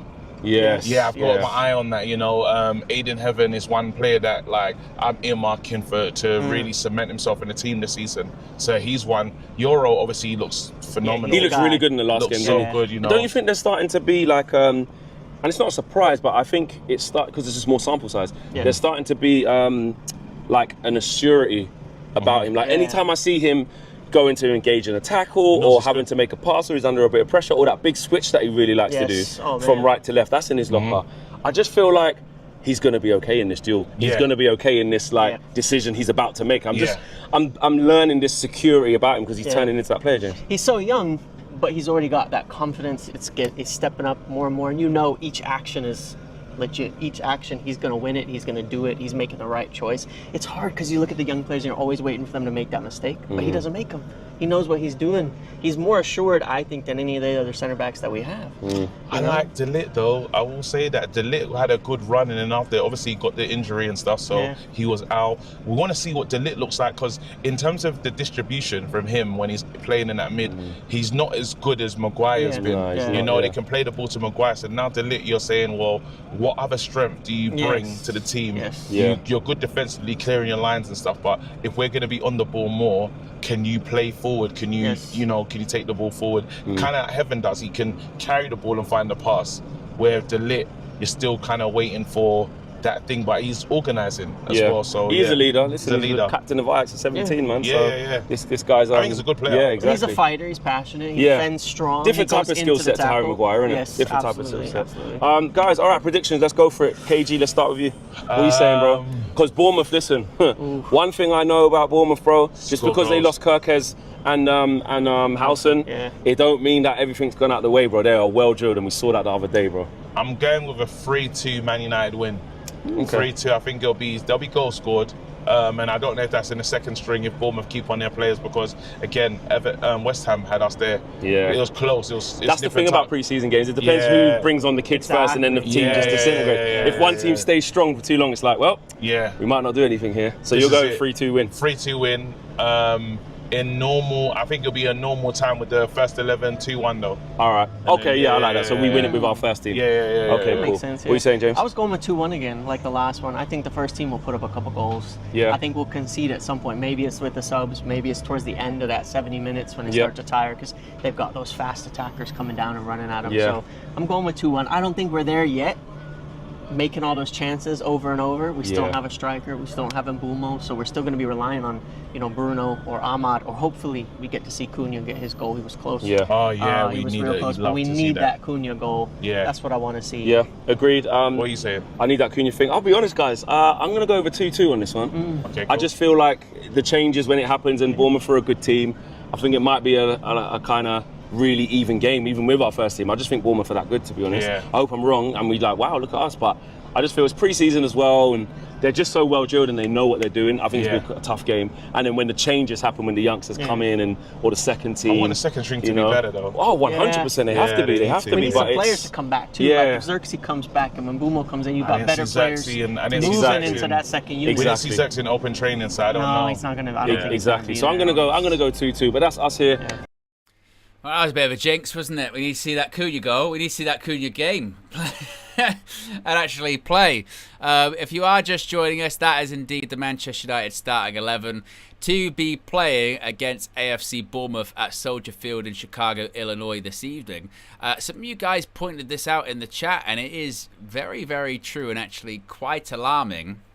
So for those just tuning in, there is no Bryan Mbumo this evening. Of course, we knew that was going to be the case, and Mbumo a bit behind in his preseason training. He's going to be available for the game against Everton in Atlanta. Matheus Cunha, no Matheus Cunha this evening. He is in the Manchester United, or he's with rather the Manchester United squad in Chicago, as is Bryan Mbumo. According to Ruben Amorim, Cunha's feeling a bit of fatigue. He was available to play, could have played, wanted to play, but they're taking it steady with him. They said that they expect him to be available for the game at the weekend, so not too much to worry about. But certainly, it's a bit, a bit of a downer, isn't it? Because I think people were excited to see Cunha play. But as many people pointed out, this team that is on the screen right now, folks, there are only 2 changes in this team from the Manchester United starting 11 that started the Europa League final against Spurs. One being, obviously, Andre Onana. He's out with an injury. In goal, we have Tom Heaton. And the only other change in comparison to the Europa League final is Nusay Mazraoui, who was playing right wing back that day instead of Diogo Dalot. So Dalot's in for Mazraoui. Of course, Mazraoui also dealing with an injury at the moment. We do have a handful of players that are out with injury. Of course, we know about the longer term ones. We know that Martinez is on the way back. We know that Andre Onana is going to miss pre-season with a hamstring injury. It's a race against time whether he's going to be back against Arsenal. Joshua Xerxes seemingly has an injury. He's with the team and he's been doing individual training and what have you. Here is Ruben Amorim once again. Once again, he's just said fatigue. We need to assess all the players. We have to be careful with them. He'll be available for the next one. We'll try to keep it safe for all the players. And Matheus felt a little bit fatigued. Was ready to play. But I know that especially in the beginning, new club, he wants to give everything. We need to be careful. He's also asked about the good things in New Jersey he's looking to build upon. He said we were focused during the game. We pressed really well. We created chances, sometimes too fast when we had the ball. But today we need to improve the way we keep the ball in some places. He thinks the physicality of the speed of Bournemouth is going to be a great test for us. They're always running in behind, so our defence has to be perfect in the line. We're going to use different players in different positions to see everything because his goal is to start the season really, really well and make sure that everybody's ready to play. He said different players in different positions. Looks like Ahmad will play as a 10. What are you looking for him there? It's a different position for him. He needs to be prepared to play there. I think it's really, really important to play that position. Also, they have Brian in that position. But the season is long. And we also see Ahmad can give us a different option when he plays as a winger or as a number 10. We want to see different things in the team. So yes, as I was saying, this is, bar 2 players, the team that started in the Europa League final. Andre Onana, of course, not available. Tom Heaton is playing instead of him, and neither is Nusay Mazraoui, and Diogo Dalot plays instead of him. So I was thinking if I was Ruben Amorim, this would be, and it actually is, a stark reminder of we're still not that removed at all from that Europa League final team and that group of players from last season. Now, I mentioned this on one of the morning shows this week, that it did feel a little bit refreshing of, we were talking about, obviously with the exiled 4 and 5 players, that there was this kind of freshness around the Manchester United squad, which was odd considering that it only had 1 or 2 new players in it, but there was this element of freshness, a bit of a new era. But it just goes to show, if Mbumo's out, Cunha's out, same old shit. Same old team. And then what's the expectations from this team? The expectations is this is a team that bottled big finals and finished 15th in the Premier League. So that's not good enough. But Ruben's got to try and make something of it. Like I said earlier on, I don't think this is going to be the team, obviously, that starts against Arsenal. I expect by that point, Cunha, obviously, will be back. Like the guys were saying in the match preview there, and James was quite pushing it quite strong, and I agree with what James is saying there.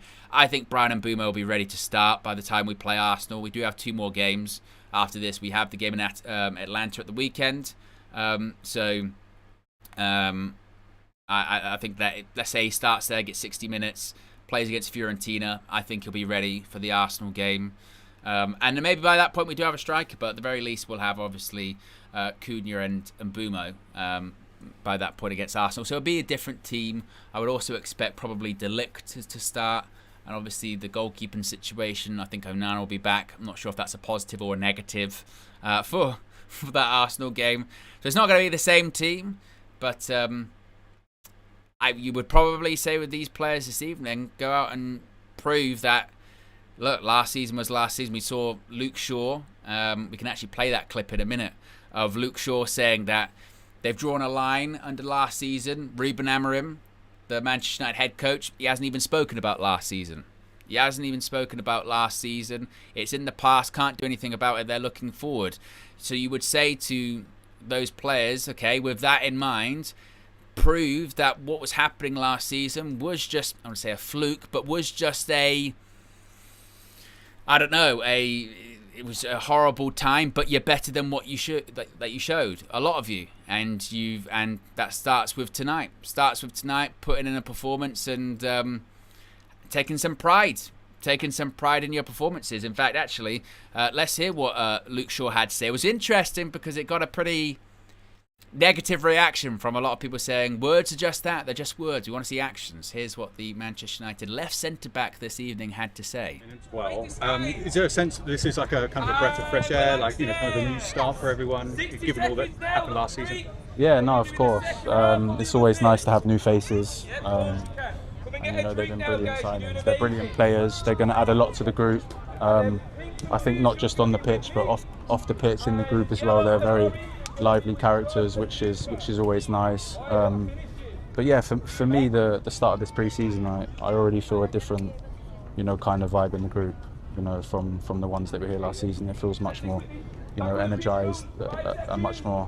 Of course, we know how bad last season was, but like I said, I think everyone's put that behind us now, and focus on making the environment as happy and you know, as a good positive place that it can be, and I think that will help massively on the pitch too. And part of this Premier League summer series, what do the players make of this? How are they enjoying the setup? Yeah, no, we love it. We love coming out to America. It's, you know, an amazing country, amazing fans, amazing people. So it's always a privilege for us to come here, enjoy the hot weather. We don't get a lot in Manchester, so it's nice, and yeah, no, we're really enjoying it, and yeah, we love doing it. Luke, we spoke to you after the Europa League final, and you said you were sure after a long time at the club that Ruben Amorim was the right guy to take Manchester United back to the top. What is different about him? What about him makes you so sure of that? No, I think his mentality, his demands.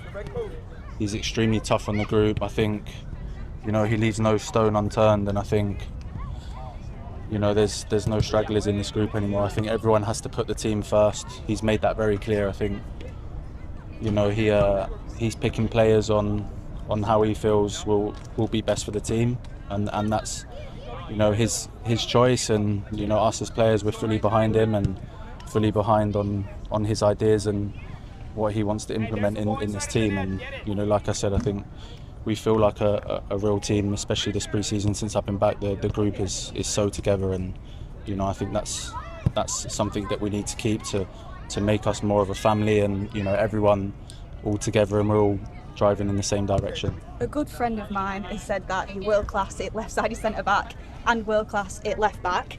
Are you training both of them positions in the Amorim system, or are you moving more towards that left centre back role as you get into the?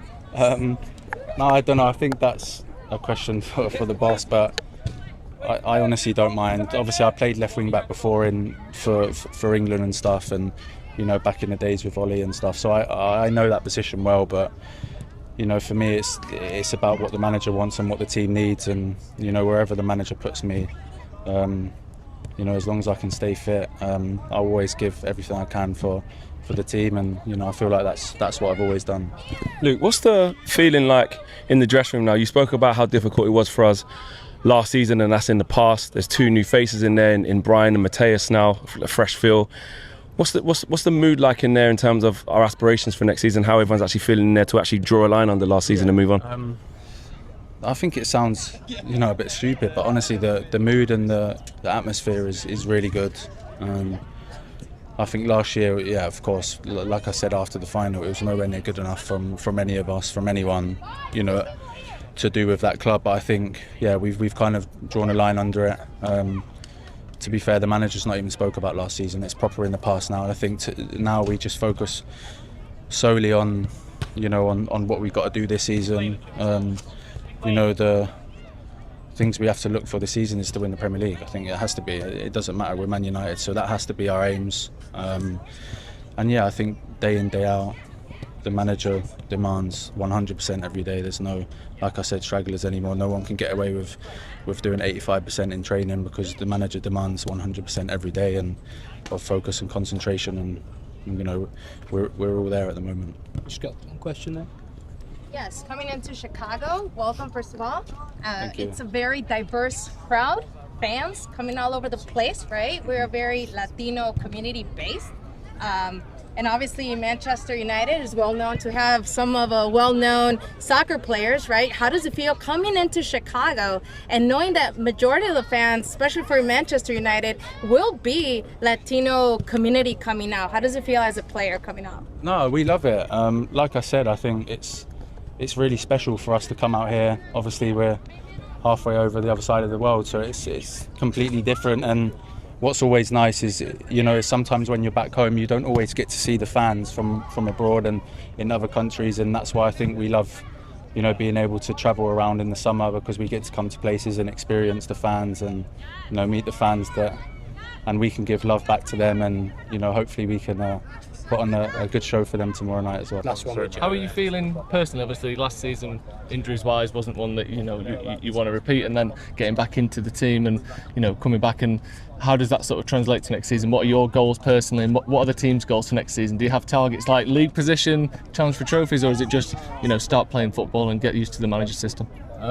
I think personally for me, I think I can't be any worse than I was last season. So, you know, I was so low last season. So I think anything but that is, you know, I feel good. And I think especially this pre-season, obviously I didn't have a pre-season last season either. So I think it's really benefiting me to be able to just be fit and train with the team and get minutes. And, you know, I'm really enjoying that. And like I said, aims-wise, I think the aim has to be win the Premier League.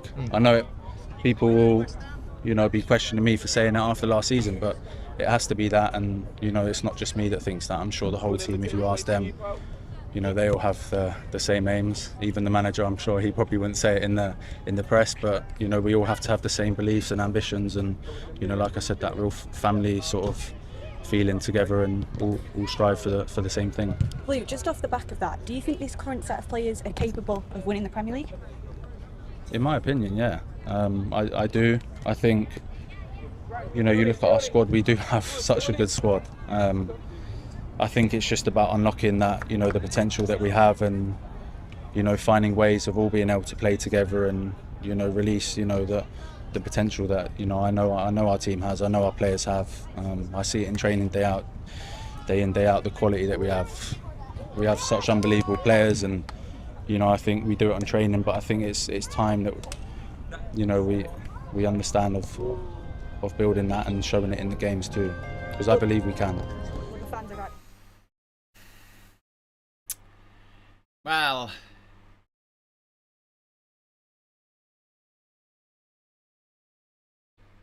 not really.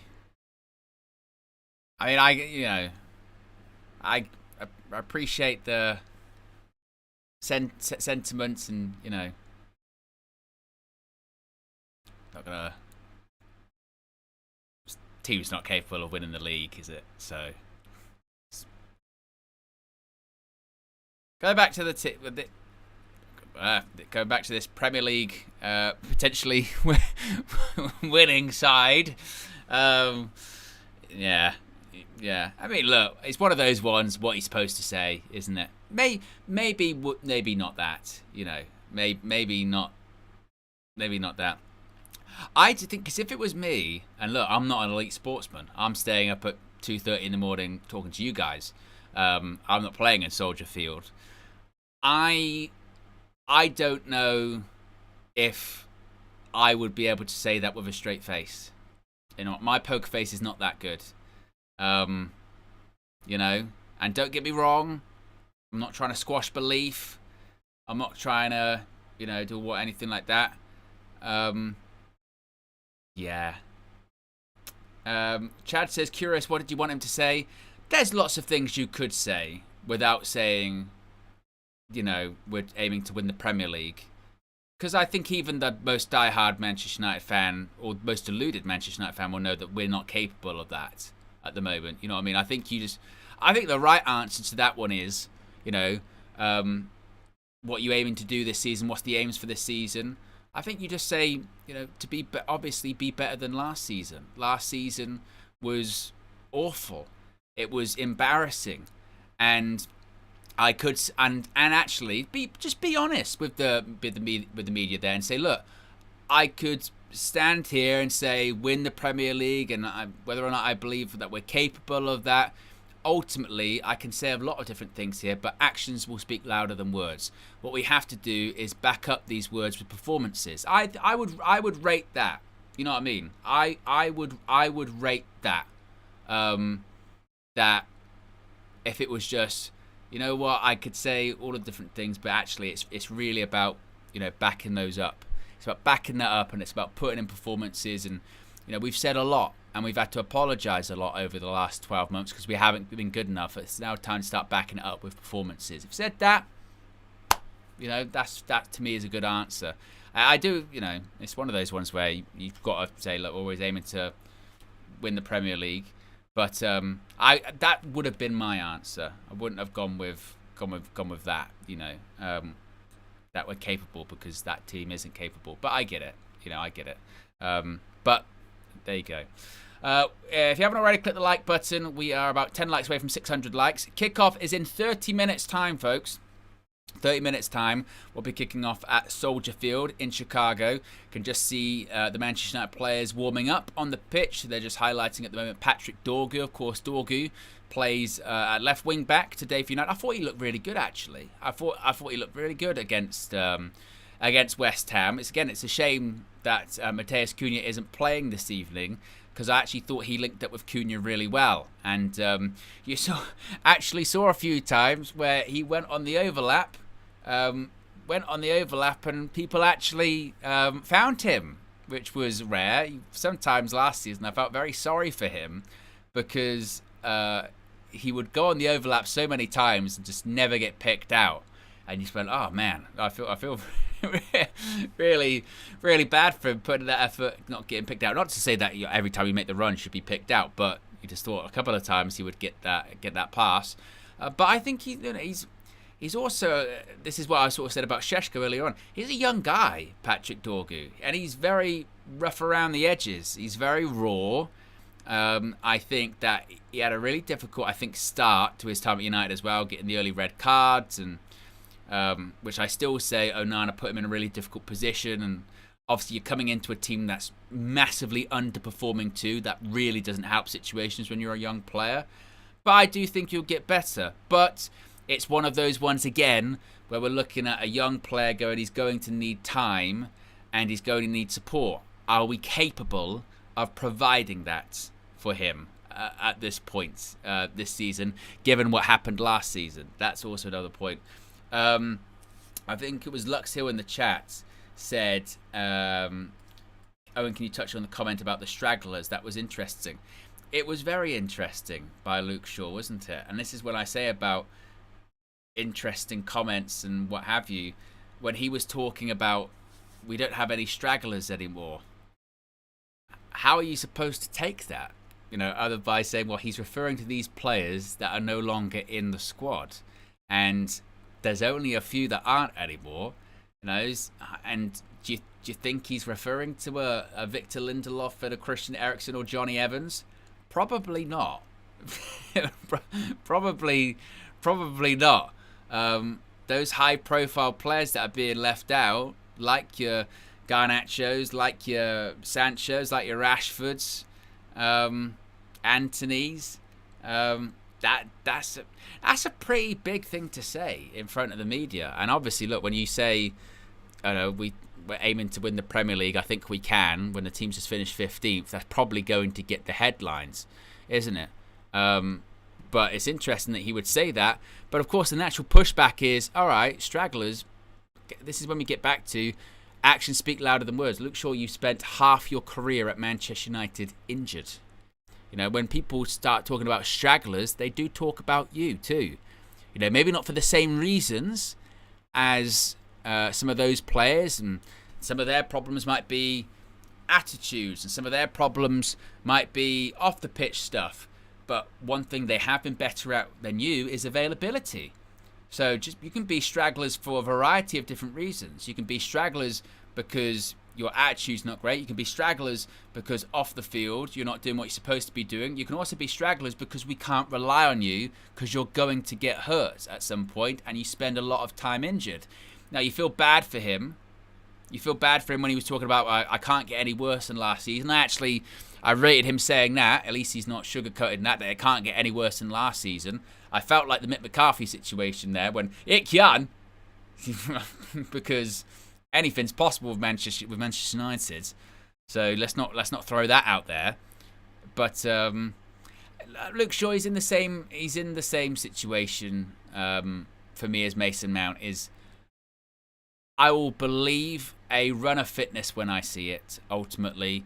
And even if Luke Shaw does remain fit all the way through this season, or for the majority of this season, it would be great because he's not a bad player. It's never really been a question of quality, I think, with Luke Shaw. But people would be doing the conspiracy stuff again, and they'd almost be right to, wouldn't they? Going, oh, suddenly, you've got a couple years left in your contract. It's a World Cup year, and suddenly you manage to stay fit. Oh, very interesting. Now, how true that actually all of that stuff is, I don't know. I don't know, but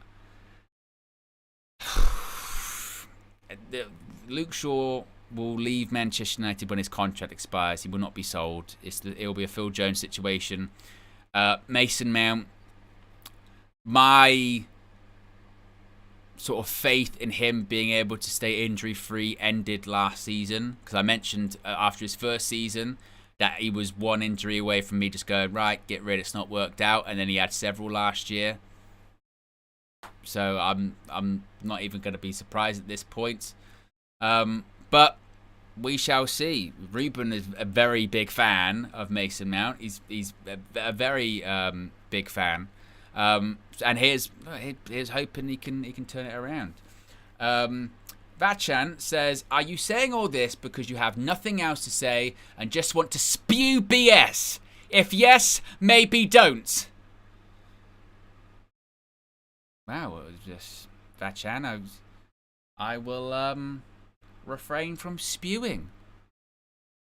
And just let's have a moment of silence for Vachan, who's woke up on the wrong side of the bed.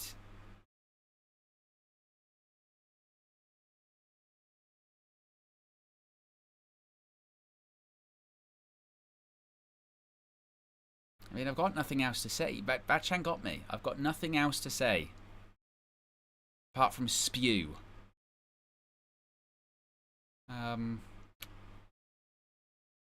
Honestly. Yes, so when it comes to those players, look, it's hardly a hot take of the year, is it? I don't have faith in Shaw Mount not to get injured again. Owen, you picked that one out there, haven't you? Jesus Christ. What are you going to say next? The sun might come up tomorrow. Yeah.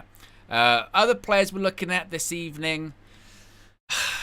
It's difficult. I tell you what, because I don't want to spew. I want to say some positive things. I'm really excited about Lenny Yoro. Really excited about Lenny Yoro. Yeah, Lenny Yoro is brilliant, isn't he? Lenny Yoro is a top player. I think that last season, you knew that Lenny Yoro was a top signing, right? You knew he was a top signing because immediately after we signed him, you had all of the ops try and tell us how shit of a signing that was, even though Real Madrid wanted him and Real Madrid knew he was a top player. And Real Madrid don't really miss, do they? They really don't. And if you want to talk about feeling bad, for people, at points last season for Lenny Yoro, who missed 3 months. He missed the majority, of course. He had a pre-season game against Rangers and then was at Arsenal, and then he's out for 3 months. Never played for Erik ten Hag again. Never played a competitive game for Erik ten Hag. It's mad.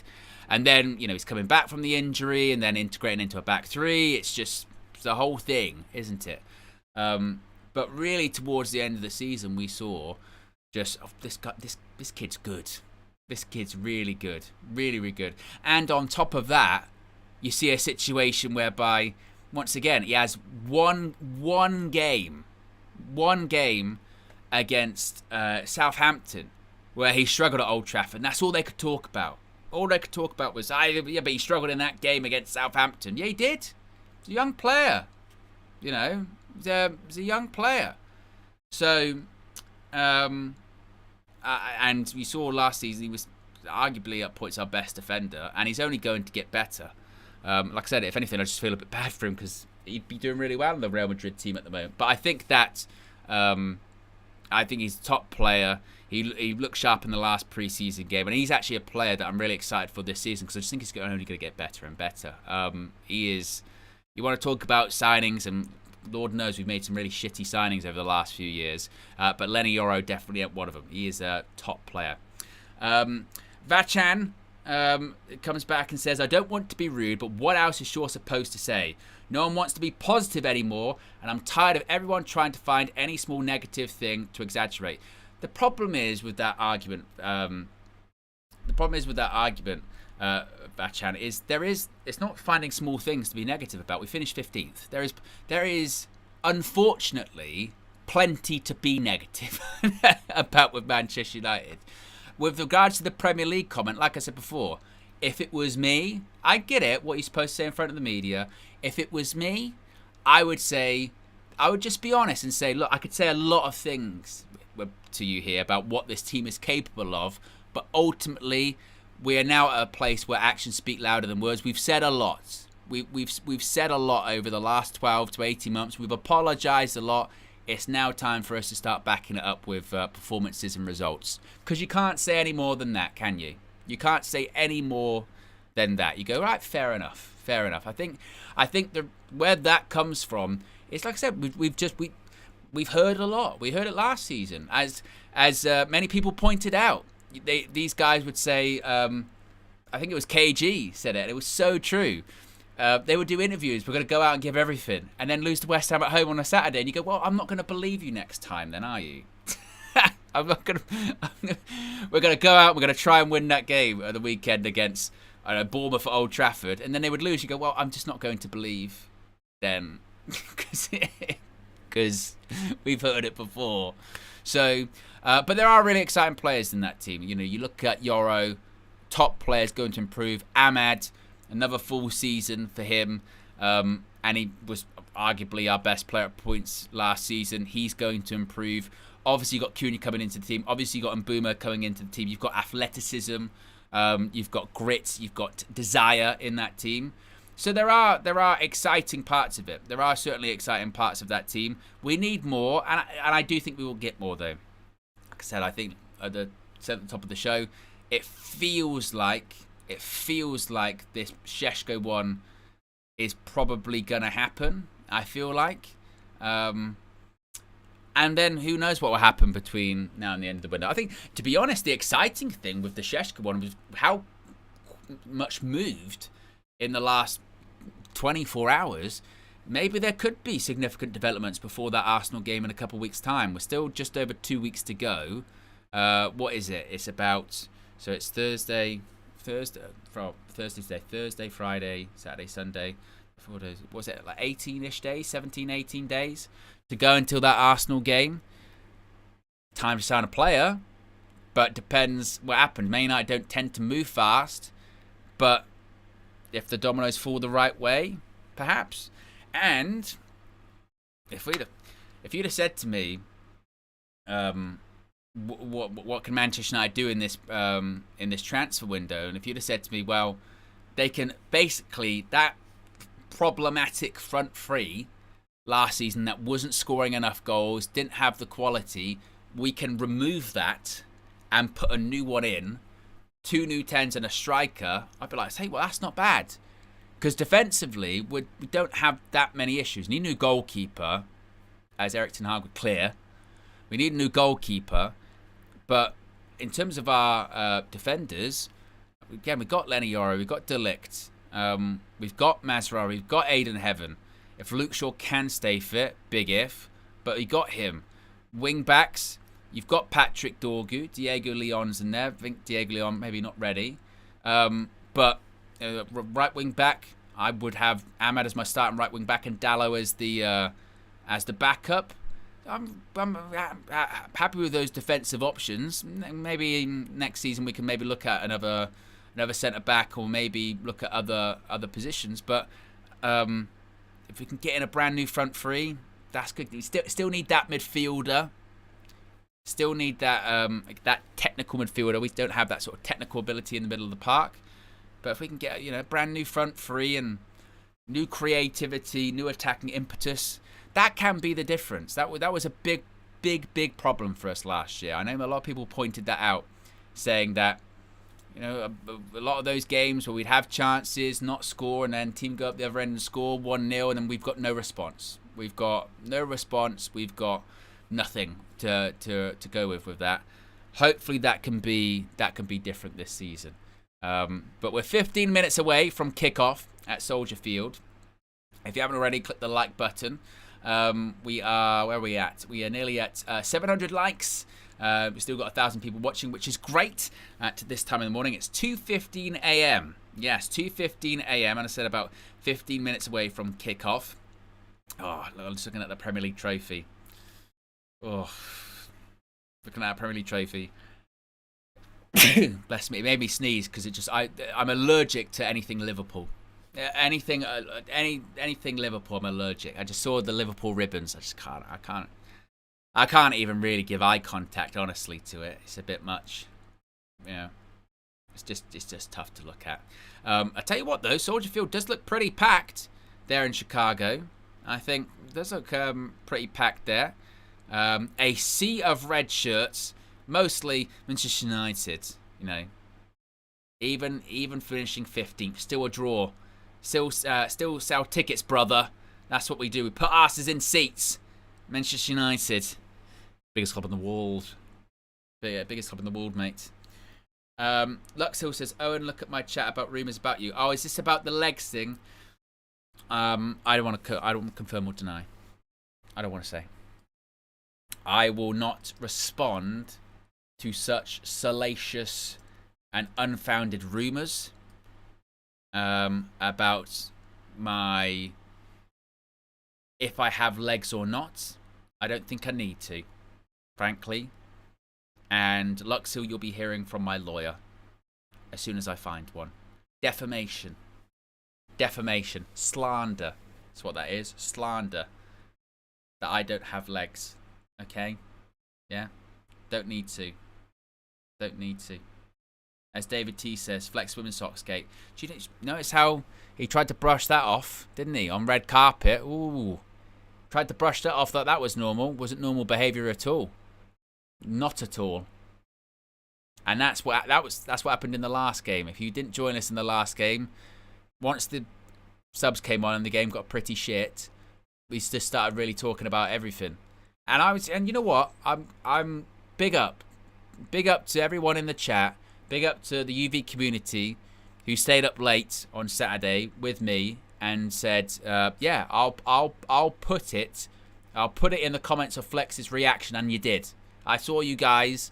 Some of the, I was thinking, I wonder people that didn't watch the match view and just went to the video, say the next day, they're thinking, what on earth? And I was wondering if Flex at any point was looking at the comments going, why does this thing with socks keep coming up?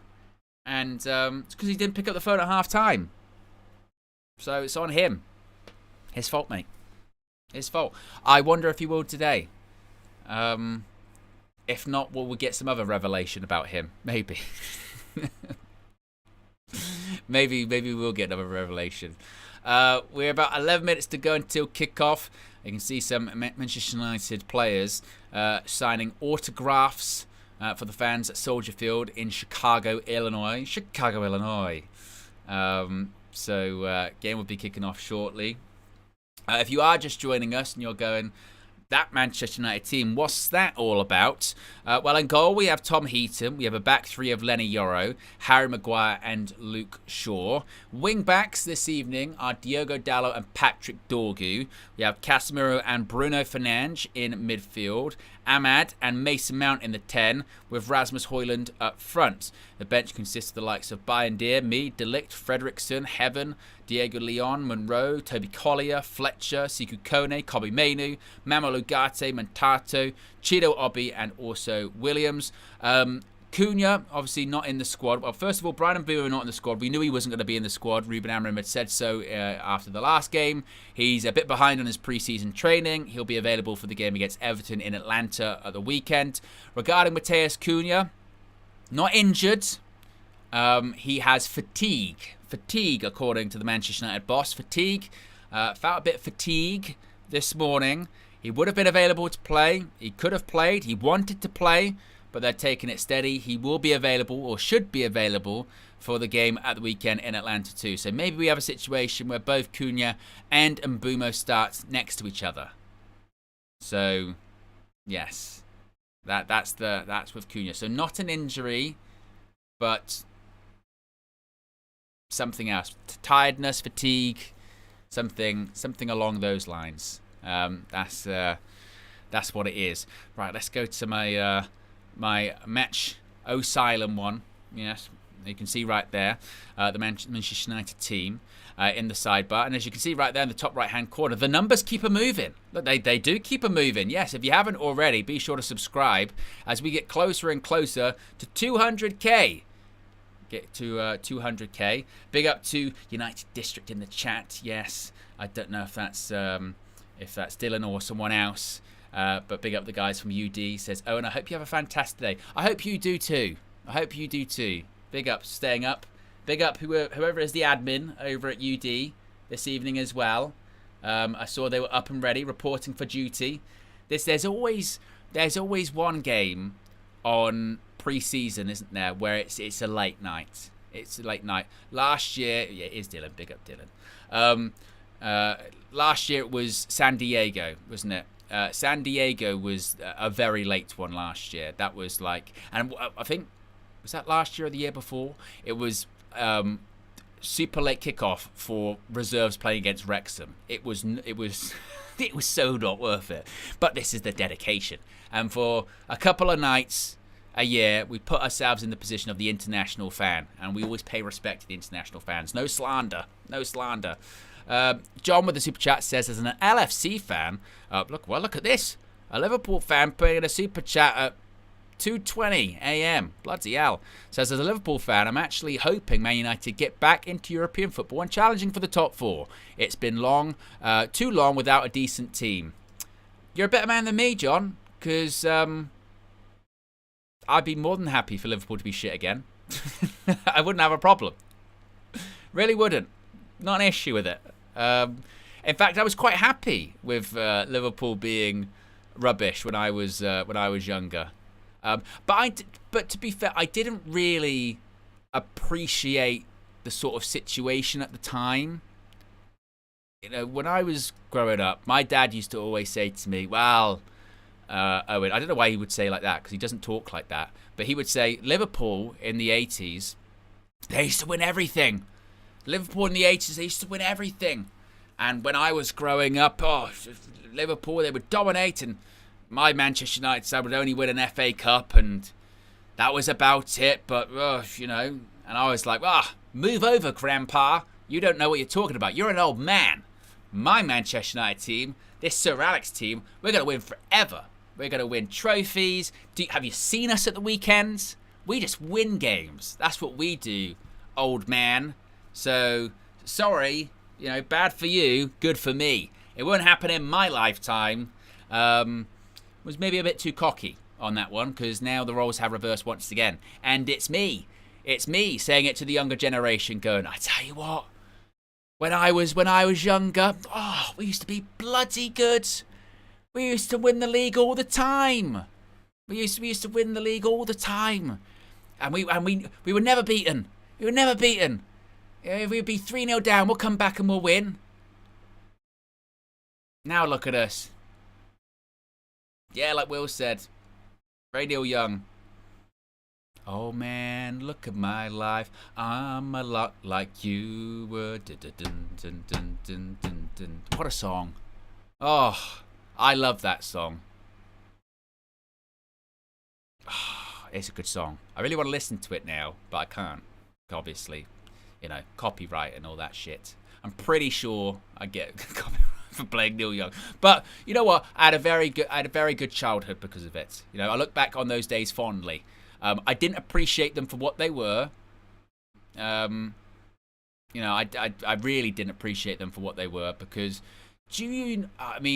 unless you lived through it, and there might be some people watching now that didn't, but unless you lived through it, to have the arrogance of starting a Premier League season going, we're going to win the league, and just having this sort of but not like delusional Luke Shaw saying it, like, well, we're going to win the league. No, we're not. Or Omar Barada going Project 2028 or whatever.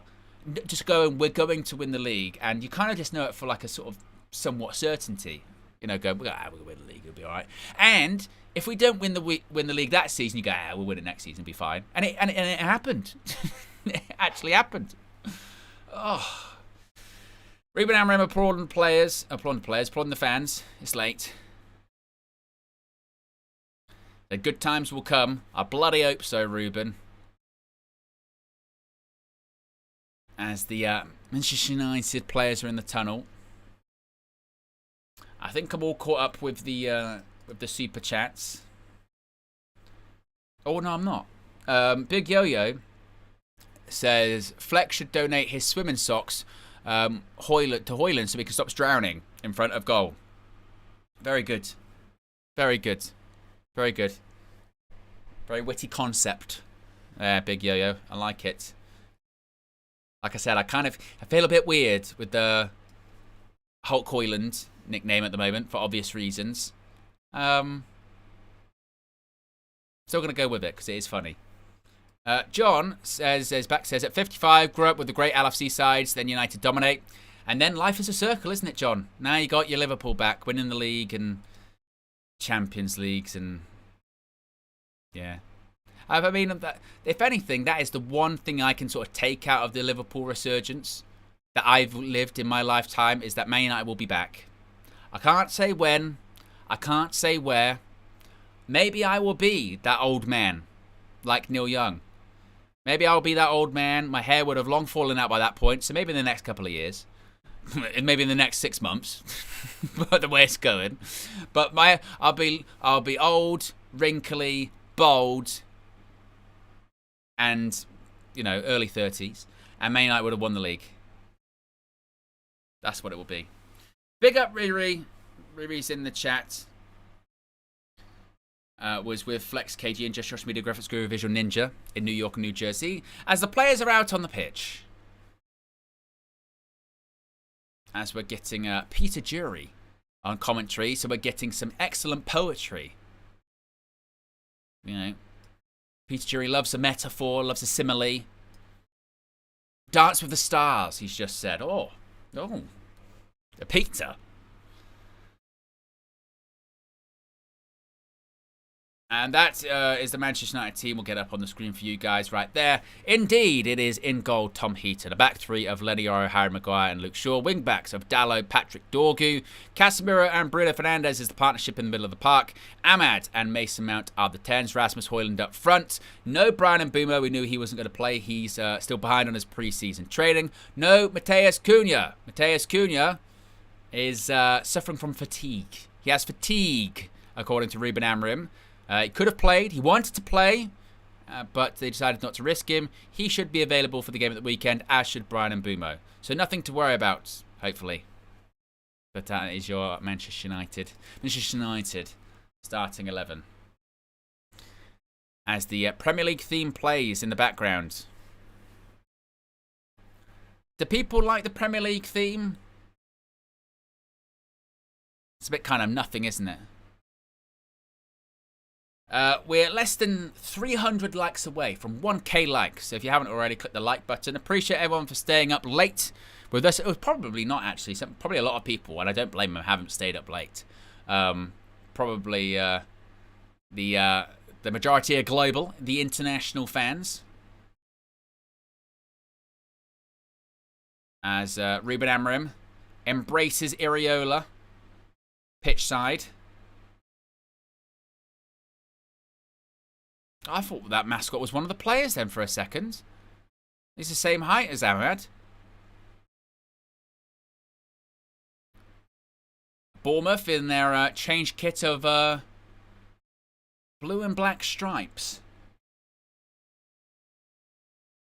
Let me know what you're drinking as well to stay awake. If you do require. I've got my energy drinks going. My energy drinks.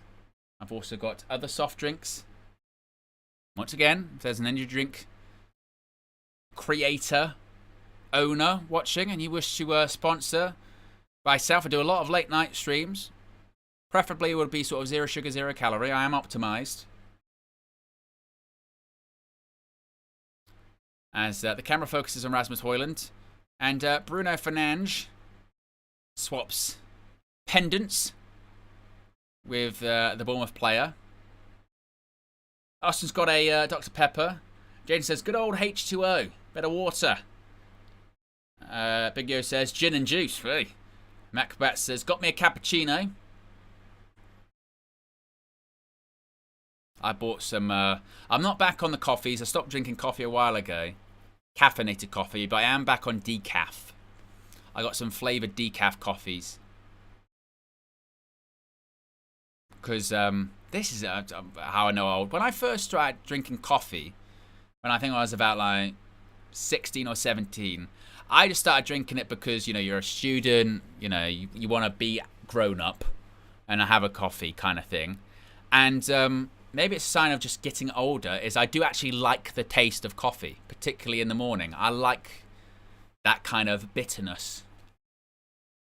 So now I just drink it even though it's not caffeinated. I don't get any benefit. I just like the flavour. How boring am I?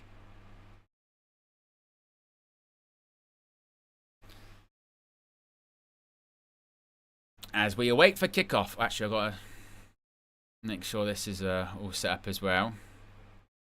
And we're off. Oh shit, that was quick. That was a quick... They didn't really wait that much. So the second game of Manchester United's pre-season tour. This broadcast is only authorised for viewers of the United States, but I'm watching it in the UK on Sky. How is that possible?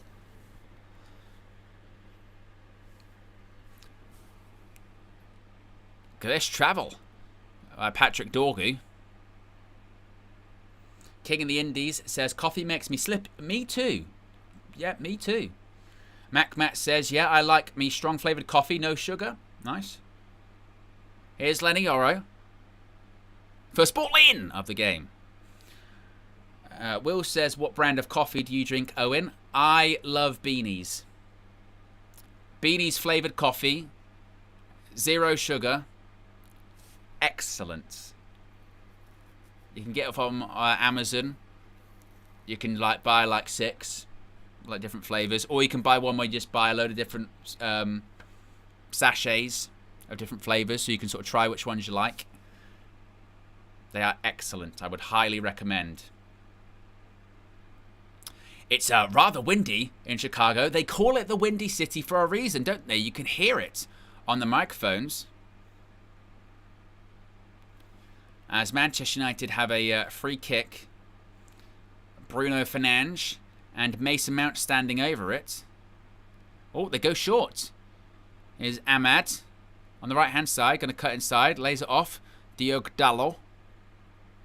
Went for a ball in. Deflected in behind by Ouattara. It's a corner. Joseph says, where is Xerxes? Injured. Don't know specifically what it is, but injured. Yes. C1 Chaos says, do you follow the NFL? I'm a Giants fan. I picked them when I first started getting into the NFL as Mason Mount. Ball in. Oh, went through the entire box. Yeah, I'm a Giants fan. Because I started supporting them around 2011, 2012. They're crap now. Could be worse. Could be a Jets fan, I know, but... Is Lenny Oro. Passes it to Ahmad.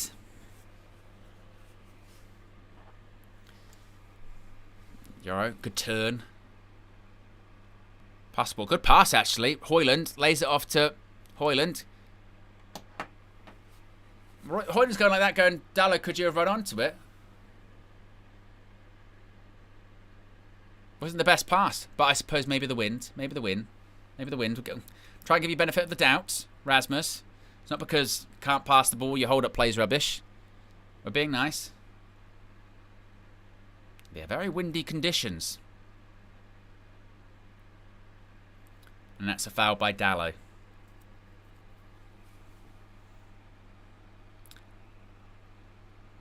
As Tom Heaton in goal. The heat is on.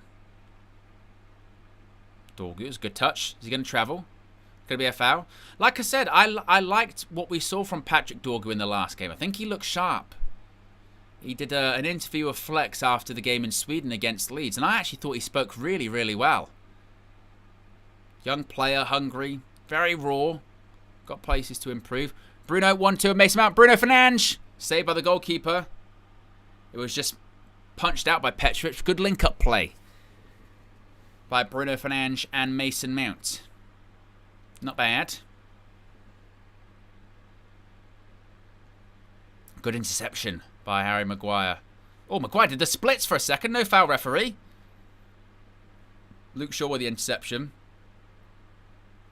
Oh, I'll tell you what. Ahmad wins a foul. There's a bit of a hospital pass by Bruno Fernandes. Ahmad does well with him. There is Mateus Cunha. sitting next to Licha Martinez. What do you guys think of that? I've seen a lot of the players wearing it on preseason. That kind of like, it looks a bit sort of baseball jersey-esque writing on these sort of shirts and hoodies. I don't know if I'm a fan. I don't know if I'm a fan of it, to be honest. And I don't mind like a softball style apparel. I don't mind a sort of that kind of design, but I don't know. I'm not sure how I feel about it. As Tom Heaton goes long. Hoyland with a bit of a wrestle. It is Chicago, GTS style. Flagey says looks nice, American style. Mad says it's not for me. Mixture. 5 minutes on the clock. We've got a first bit of a wrestle.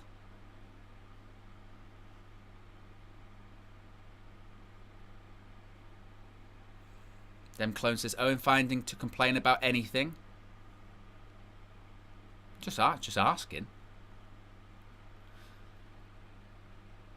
Good ball. Shaw's got to go up against Semenyo. That is a bit of a mismatch, isn't it? Billing.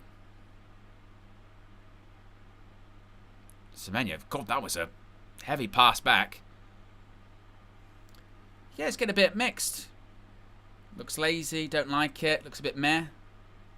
Yeah. A bit of a mixture.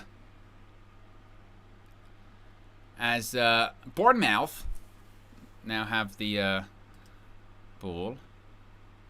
Of course, there is a lot of, what's the right word?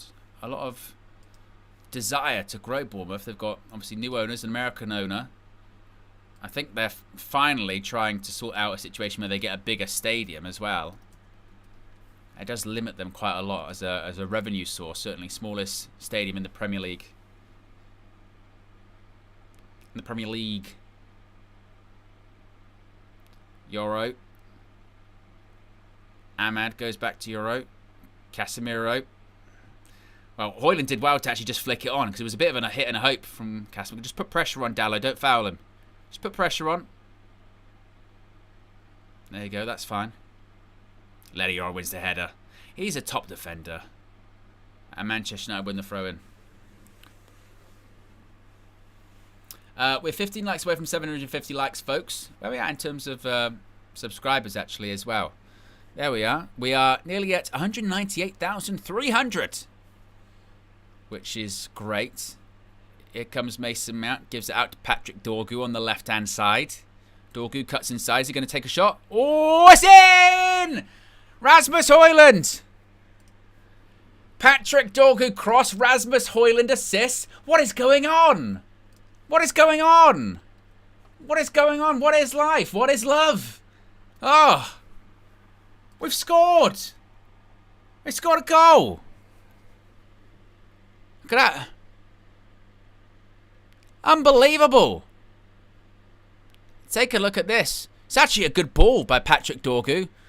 Højlund gets a bit of a flick on it. A little bit of a flick. Look at that. Bang. Little glance. Doesn't need that much. Well. Well, folks. Isn't this a nice turn up for the books? Manchester United 1-0 up. Rasmus. I tell you what, he did look sharp. He did look sharp in that last pre-season game, didn't he? Hit the post. Patrick Dorgu. What was I saying about him? Patrick Dorgu absolutely has looked sharp. I was really impressed by Dorgu against West Ham. Gets a cross into the box, and it's one of those ones actually where the cross is so good. Even if Højlund probably didn't even get a flick on it, it might even be on target. One of those ones. So it's a brilliant ball. Cuts in, puts it in. Højlund just gets enough on it, guides it into the corner. 1-0. Well done, Patrick Dorgu. Well done, Rasmus Højlund. I tell you, with Dorgu's look sharp. Look sharp. I do think he is a good player. We lost the ball in the middle of the park there. Casemiro, slide tackle. Just gets enough of the ball. Here's Lenny. Pass intercepted, but Yora gets it back straight away. We scored again. Bloody hell. Bloody hell. This Manchester United side. Scored goals. That's actually for 10 minutes. We look sharp. Had 2 shots to 1 target. 66% possession. Still plenty of time to go. But it's 1-0. And I tell you what, we need it. We need, like I was saying earlier on about that Luke Shaw interview, actions speak louder than words. Free kick for Bournemouth, it's shit. And goes out for a goal kick. It was rubbish. But actions speak louder than words. Need results, need performances. And, yeah, hopefully they show a replay again. Because Patrick Dorgan really liked the cross and really just picked up where he left off in the last game. Looked really good on the left-hand side. And looked sharp already. Exciting.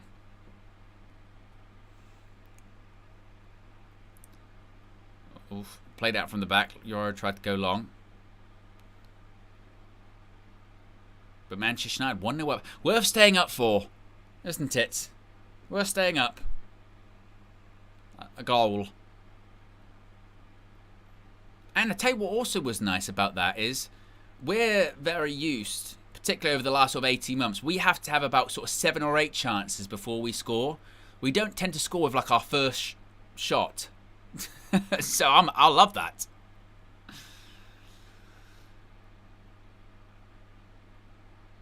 But you know, United look sharp. They look sharp. They looked very sharp in the last game. I know, obviously the sort of hospital pass there for a second. Oh, Tom Heaton, the heater's gone cold. That was a bit of a missed kick. But I know a lot of the eye rolls for the players looking lean, but they do look sharp. I saw someone say that during the Shaw interview, and it was really true. Obviously, I know that when you do Luke Shaw's talking and we see stuff, it's like, oh, whatever. But he does look a lot leaner. He does look in better shape, and a lot of the United players do. Cobby does. There's a long throw. It was a good throw, actually, by Bournemouth. Hoyland headed it away. Here you go. Can United make something of this? Ahmad's got something to run onto. There's 2 players running through the middle. Tavernier, managed to get back. I thought United were in there for a second. Bruno Flick. Back to Diogo Dalot.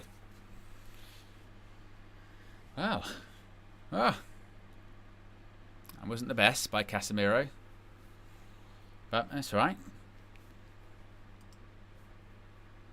Scoring goals. I tell you what as well. I know what KG the comedian. You know when you just know KG the comedian's going to be nudging. If you've ever watched a game with KG, when he gets excited, he will start nudging you. He'll start doing this. And I know that's what he's going to be doing. He's going to be nudging Fleck. He's going to be nudging James. And anyone else he's in that media bit with.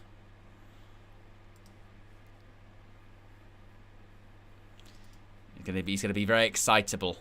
One KG the comedian. Let me just see if I can get that ready for you guys at half time. I may have something very exciting to show you guys at half time.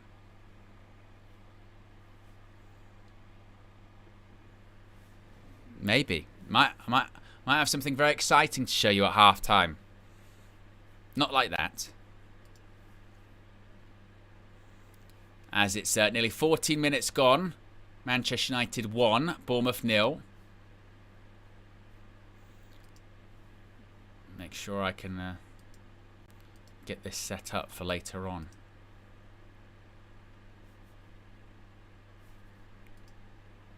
Oof. Good movement there by Mason Mount as well. Look at this. Oh. Where is it? here. Go with the what you call it and the thingy. There you go. some of the people talking shit going, Semedo got no touch. It's a bit much, isn't it? Move back there. Is that the right one? Yes, that is the right one. Dorgu. Make sure I've got this. But you know, it's another game, and once again, I'm enjoying watching it, which is a nice change, isn't it? Nice change of pace. Oh, you're not supposed to show that. There you go. Right, so I'm set up for half time. I got something fun to show at half time. I could just maybe show it now, actually. See if this works. This is meant to be Flex meeting Brian and Bumo. It's a bit big. Got to make it the right size. Fits screen, mate. Shot in 4K. That's what Josh does. There you go. There you go. Look at that. Flex meeting in Booms. Bro, good luck with everything. We can't wait to see you play. Feeling good? You ready? Atlanta? You gonna play Atlanta? Okay, man. Keep it up, man. Behind you. Exclusive. Exclusive. Flex meeting in Booms. Ball played through. Oh, Hoyland nearly ran onto it. But the Bournemouth goalkeeper made a bit of a sweeper.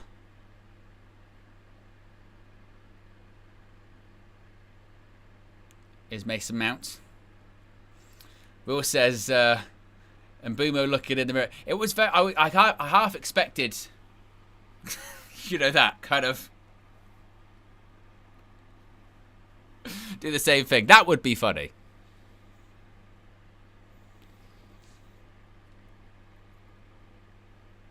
As it's now a throw-in. Deep in the Bournemouth half. Dorgu's lost a boot. He's lost some footwear.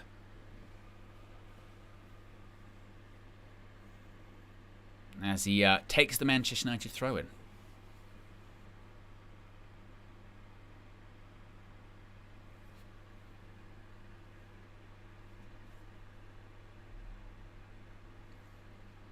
As skips past into the box. Is that going to stay in? It stayed in and cleared.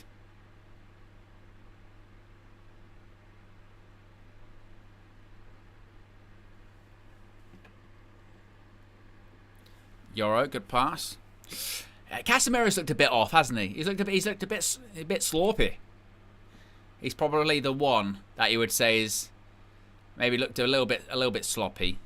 But once again, another game. United look sharp.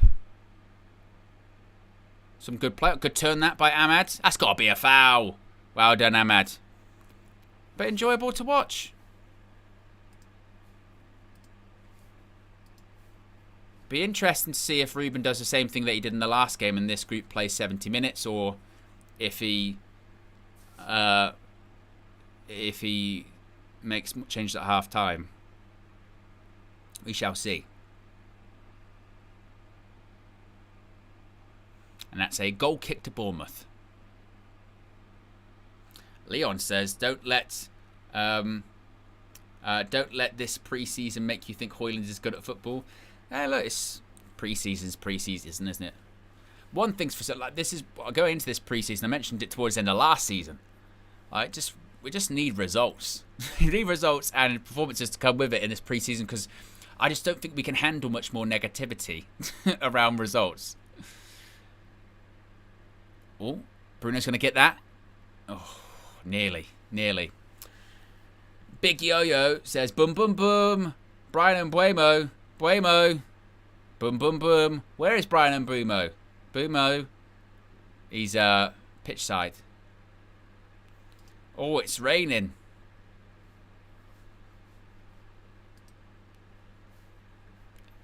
Biggie Third says, Casemiro, gotta go. It's raining. Can we add some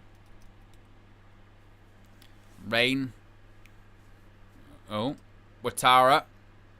Well done by Diogo Dalot. And that's a cross that just goes straight in behind. Yes, this is the current conditions at Soldier Field.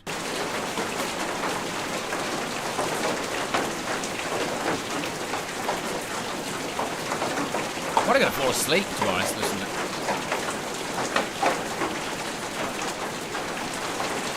yeah, very much like that.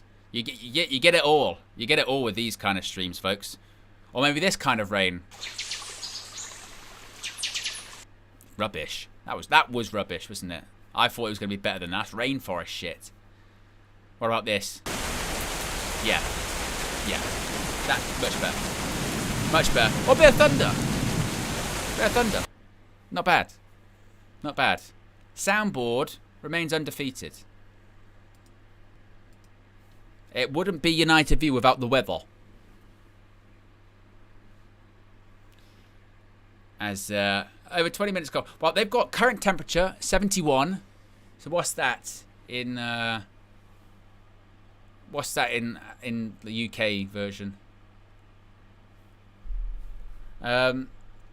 Terence says, just woke up. Oh, Bruno Fernandes. Oh. Just woke up 2.5 hours before I leave for work. Switched on the game. Happy for Rasmus. Not looking forward to next year's World Cup with these timings. Well, there'll be some that will be okay. There'll be some that will be alright. It'll be like the Club World Cup, won't it? So there'll be games on UK time. There'll be games on at like 8, and then like 11. It depends what. Well, it's expanded, so there's a point, isn't there, where there's like 4 games on. So there'll have to be. If they start at midday, that'll be like 5. It'll probably be like. Semenyo sort of climbed over shore there. It goes out for a goal kick. There'll probably be games at like 5 UK time, 5, 8, 11, and 1. Something like that. Which in, well, again, depending on where it is in the US, or excuse me, North America, a lot more different time zones. That changes things too, actually. Yeah, that does change things. I think roughly, it'll be about that. So if you were on East Coast time, that would be like midday, 3 o'clock, sort of 6 and 8 or 9-ish, maybe. But you won't, if you're in like the UK, it's be difficult to stay up and watch all of them, wouldn't it? There's a throw. Dorgu. Well, sure, just. But you're genuinely, you can actually hear the rain on the pitch side microphone. It's proper ASMR. I always have to say that slowly because I always get it wrong. That's a good pass. Poor touch by Bruno though. So what space for Bournemouth to go into here?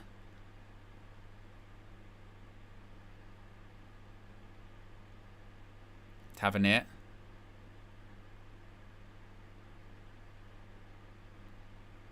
As Bournemouth just passing the ball around a little bit here. Oh, Ahmad thought he'd intercepted.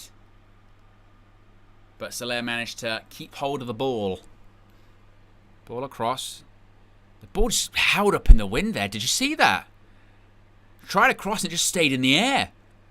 Justified physics. Gravity just switched off for a second.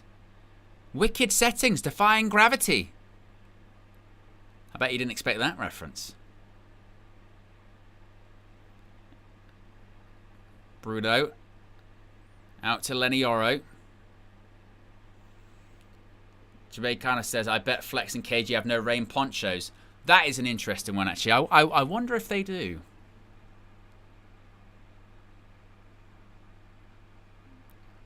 Oh, yeah, you see it. When they sort of zoom in, you see it.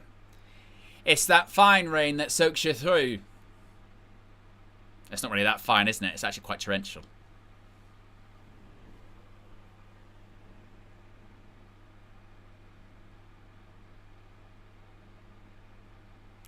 He's in.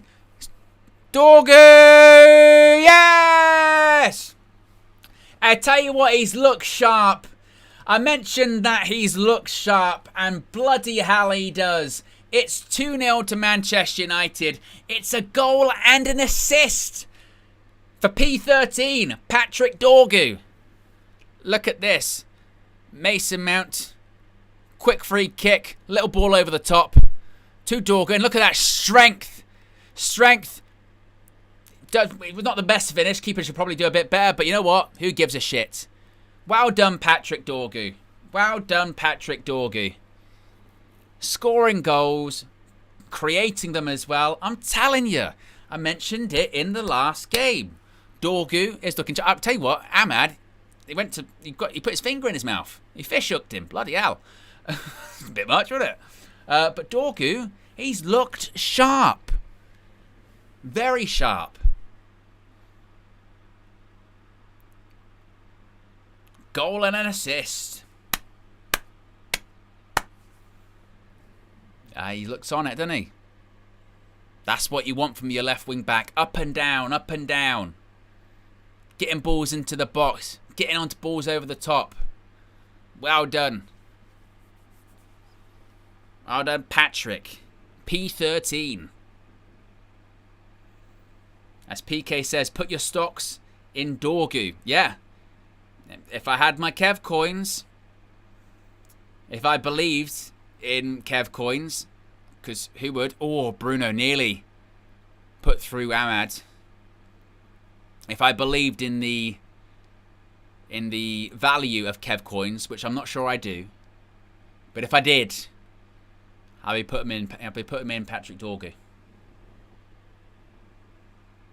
2 goals. What did we say we wanted to see? Goals, intensity, patterns of play.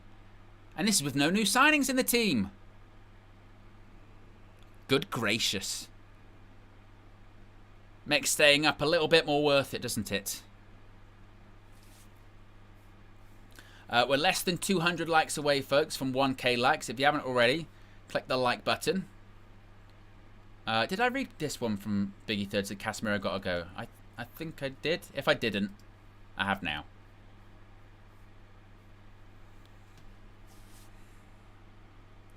Biggie Third with again. Look at that. Perfect timing. Says, Flex is spot on. We don't have any player on the team who can complement Bruno in the pivot. I will reluctantly settle for Ndidi over any of them. You're on the Marcel hype. We're on the Marcel train. He's a big Ndidi fan. As Bournemouth with a bit of possession. But you know what I like about this United performance so far? As I mentioned, intense, but also clinical. That's 2, you would say, proper opportunities, isn't it? 2 proper opportunities, and we've been clinical. Taking it. Dorgu's been involved in both. Look, United here as well. When Bournemouth have got the ball, they've got it comfortable, but Man United are making it difficult. The press actually looks quite coordinated. United are winning the ball back in good areas. They're looking tactically disciplined. Yes, we are still lacking maybe that technical quality, but we're making up for it in fitness. We're making up for it in intensity. Tries to skip past Alec Wataro.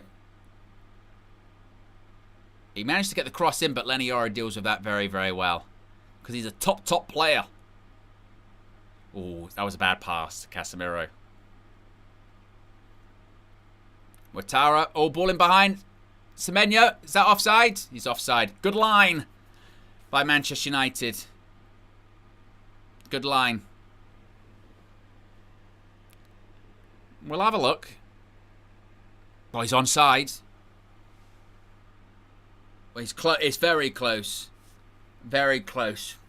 Whew.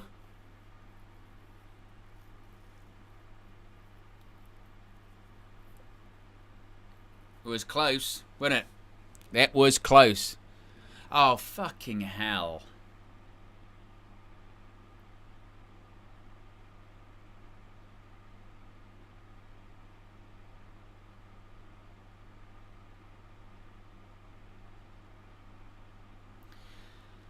Luke Shaw was down with an injury.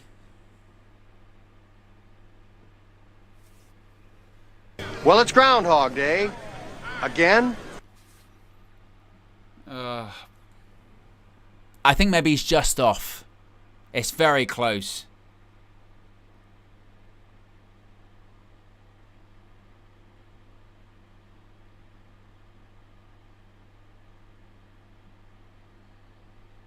Is he coming off?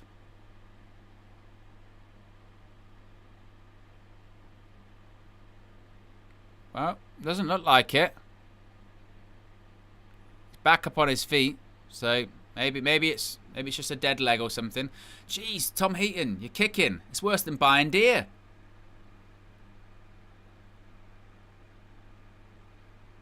That's a foul. Well done, Patrick Dorgu. Keeping up the Pat legacy of left backs at Manchester United. Yes, Semenyo signed a new contract through 2030 at Bournemouth. Good player.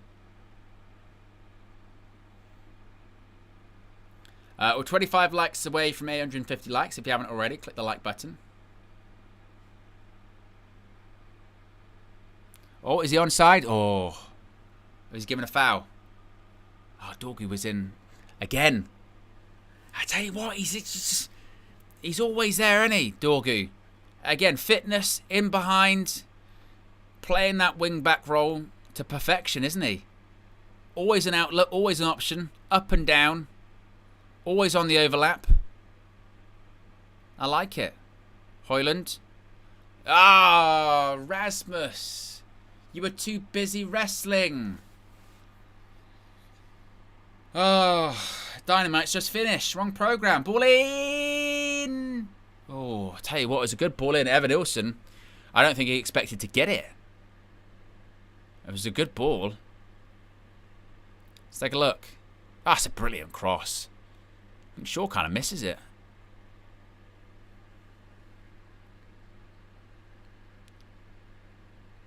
Mount. Ah, run onto it, Rasmus.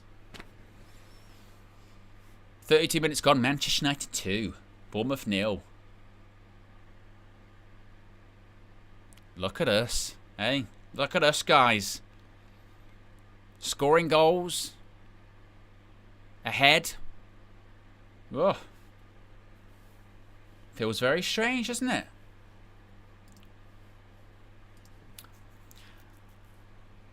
Harry Maguire with the header. Will says, Owen, have you been to the US before? If so, what's your favourite city so far? I have been to the United States before. When it is, Ahmad. Dorgu for a cross. This one blocked. There's Casimirs. Gives it to Dorgu. Dorgu, similar sort of space where he got that crossing earlier for Højlund. This time he's surrounded by blue players. But now the rush isn't necessarily has to be there. We're 2-0 up. Yes, I have been to America before. I've been to Orlando, and I've also been to New York. I don't remember much of it. I was rather young at the time. I spent Christmas in America. One year, my dad took me and my siblings to America for Christmas. We did Christmas in Orlando, and we did New Year in New York. I really mainly remember Orlando, and it was very nice. Oh, Watara, he's still running. Watara, good save by Tom Heaton. Tell you what, it was pacey from Watara, certainly. He's very explosive. Look at this. Wins the foot race against Luke Shaw.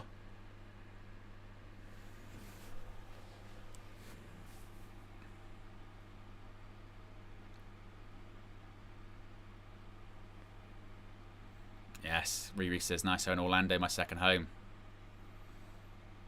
First day I was there, saw a crocodile and a snake. Absolutely shit myself.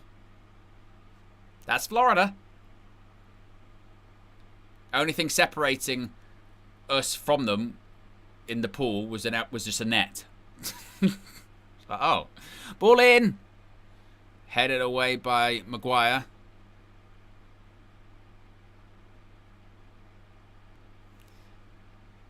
About 10 minutes to go to half time.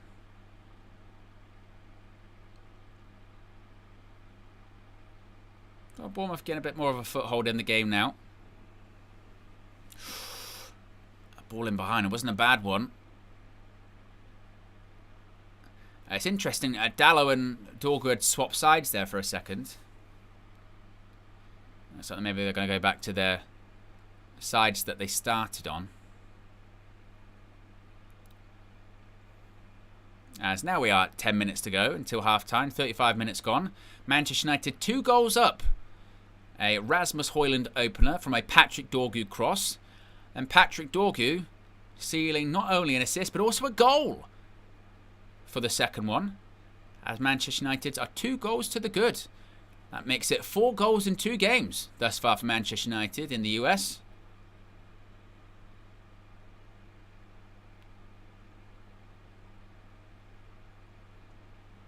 Good turn by Casemiro. Gives it to Lenny Yoro.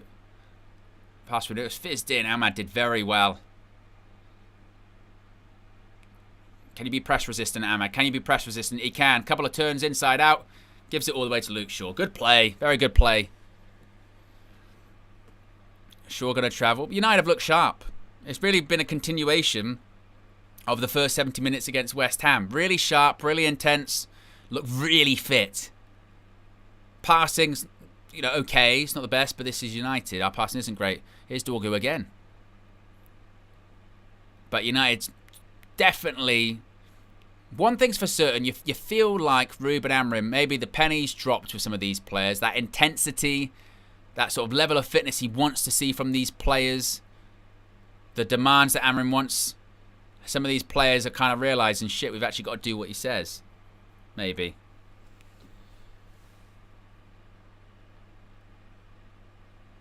Not perfect, but this isn't a perfect team. We're without our 2 signings. And Dalot goes all the way back to Tom Heaton. To Luke Shaw. Will says, not related to Man United, but what are your thoughts on WWE Unreal on Netflix? I've watched the first 3 episodes. It's a fascinating look behind the curtain. It's probably the most behind the curtain look you're going to ever get for wrestling, and it's a very behind the curtain one. I think it's WWE's attempt to get into the Drive to Survive market. They saw the success of that and what that did for Formula 1 on Netflix, so I think they're trying to do that. Some say, does that mean kayfabe's dead? I think kayfabe is not dead. I think kayfabe has evolved. I think we're now into this strange reality that we're doing sort of meta kayfabe, showing how the sausage is made is part of the work, if that makes sense. But it's a very good watch, particularly if you're a non-wrestling fan. Ouattara ball in. Oh, I tell you what, that is a gorgeous ball. Evan Nilsson was just millimetres away, but that's twice. Look at this on that right-hand side. That is a brilliant cross. Nothing the United centre-backs can do about that. Fizzes it in. Evan Nilsson, oh, just, again, millimetres away. It's a brilliant cross. Ouattara, what a player. Brilliant cross.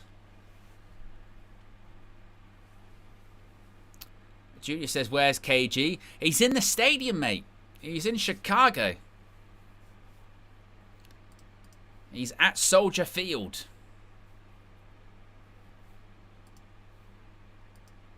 As we're 6 likes away from 850 likes. If you haven't already clicked the like button, be sure to subscribe. As we're less than 700 subscribers to go into 199,000. I tell you what, once we get to 199,000, oh, the countdown will be so... I mean, the countdown's already on, but the countdown will really be on.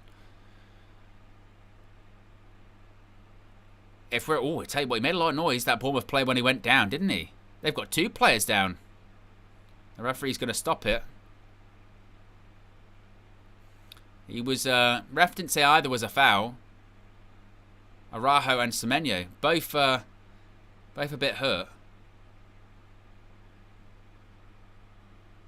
That one's fine. I think they're...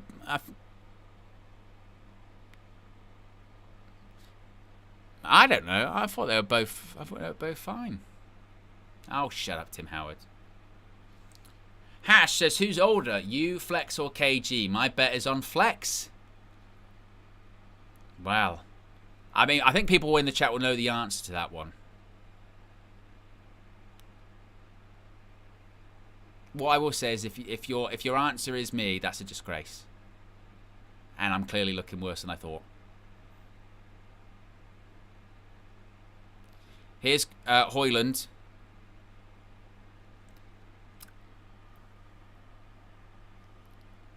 Yeah, the old Hoyland build-up play. But look, Rasmus got a goal today, so done okay. There you go. Less than 5 minutes to go until half-time at Soldier Field. A very windy and wet Soldier Field in Chicago. They call it the Windy City for a reason.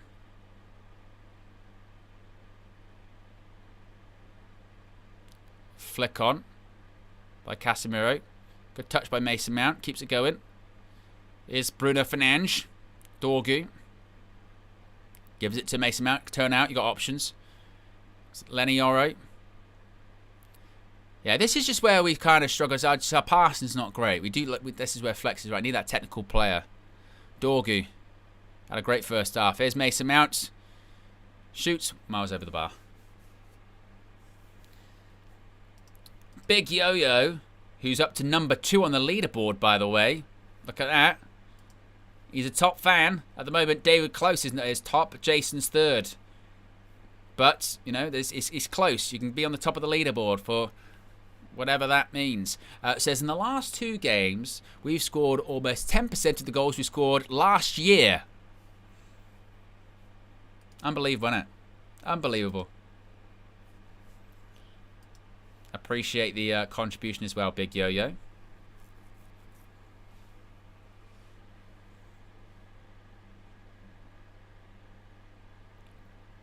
Oh, bit of a miscommunication that for Bournemouth. And that's going to go out for a goal kick. Liam Jones says, Big Owen of a year or so ago looked older, but the Renaissance Owen is clearly the youngest of the trio. Well, speaking of which, I wasn't sure he was going to make an appearance this evening, but since you bring him up, maybe we should. Maybe we should. The problem is, did I make the graphic for Big Owen? I did. No, I didn't. Actually, let's get rid of that then. But what I can do, we can bring out Fat Owen. You know, why not? There you go. Fat Owen is going to be joining us very shortly. There he is. That is Fat Owen. A mid-game Optimum integration. You can get optimized. You can get optimized, and you can do so by scanning the QR code that is beneath me right there. It is not beneath me anymore, though, certainly in terms of the weight. You can get optimized. You can get your Optimum Day. You can get your Optimum Night. Optimum Day is good for weight loss. Night is good for sleep.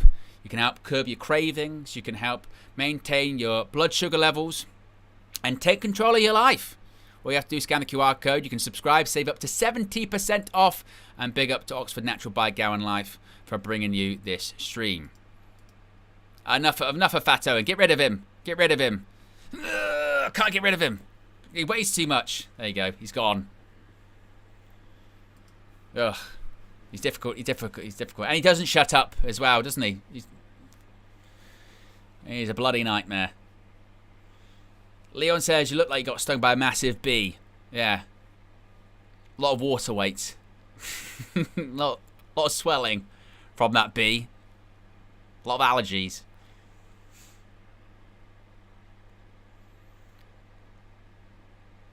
There's Ahmad. Oh, good turn. Oof. And Manchester United as well. Managing the conditions well, aren't we? It's not easy out there. It's difficult conditions. Casemiro tries that ball in behind. Ooh. It was searching. It wasn't bad. It's Casemiro special. Nearly. Nearly. Well, Mason Mount went down. Didn't get a foul. JP says, looked like had a few visits to Wendy's. I don't even know if I've ever had a Wendy's. There's not many of them here in the UK. What did I have? Oh, I forgot. I had it. This was a while ago. I had it in London. What was it called? I'm going to have to try and remember what. It'd be on here somewhere. It was something that's quite a like American takeout staple, and I had it for the first time like a year ago, pre-optimized obviously, and it was delicious.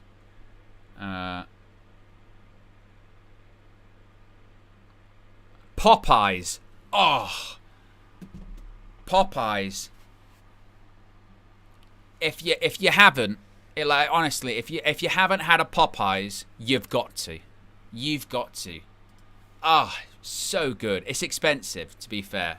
Popeyes. Oh, their chicken was just brilliant. It was so good. I loved it.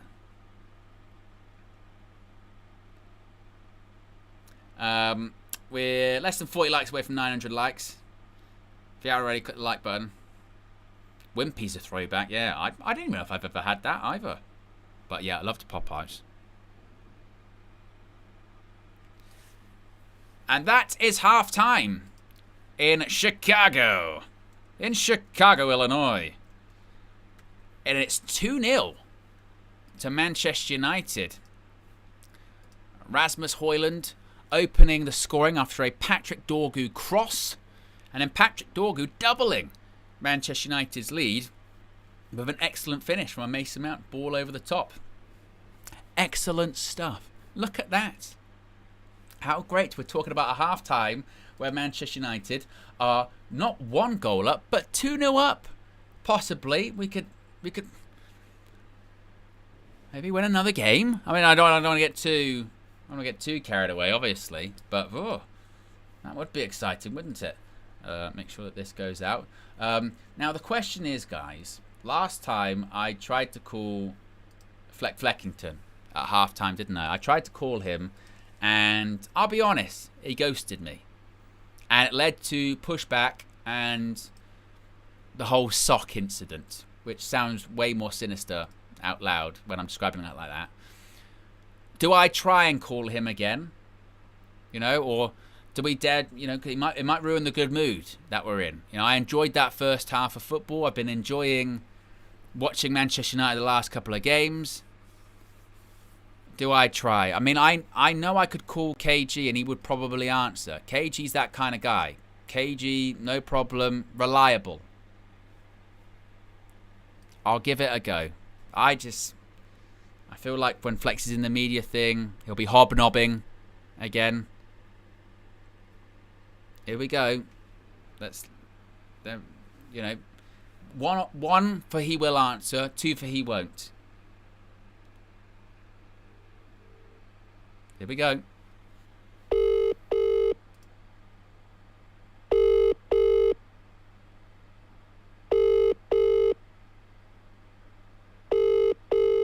I wasn't confident. I wasn't confident. No.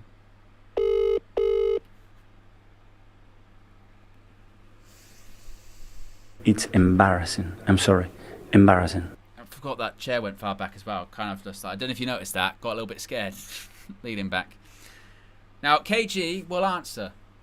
KG, that comedian, will answer this phone call. Because KG's a real friend. Okay? Just so you know. KG the comedian. And yeah, I'm doing a big intro for him. What's this?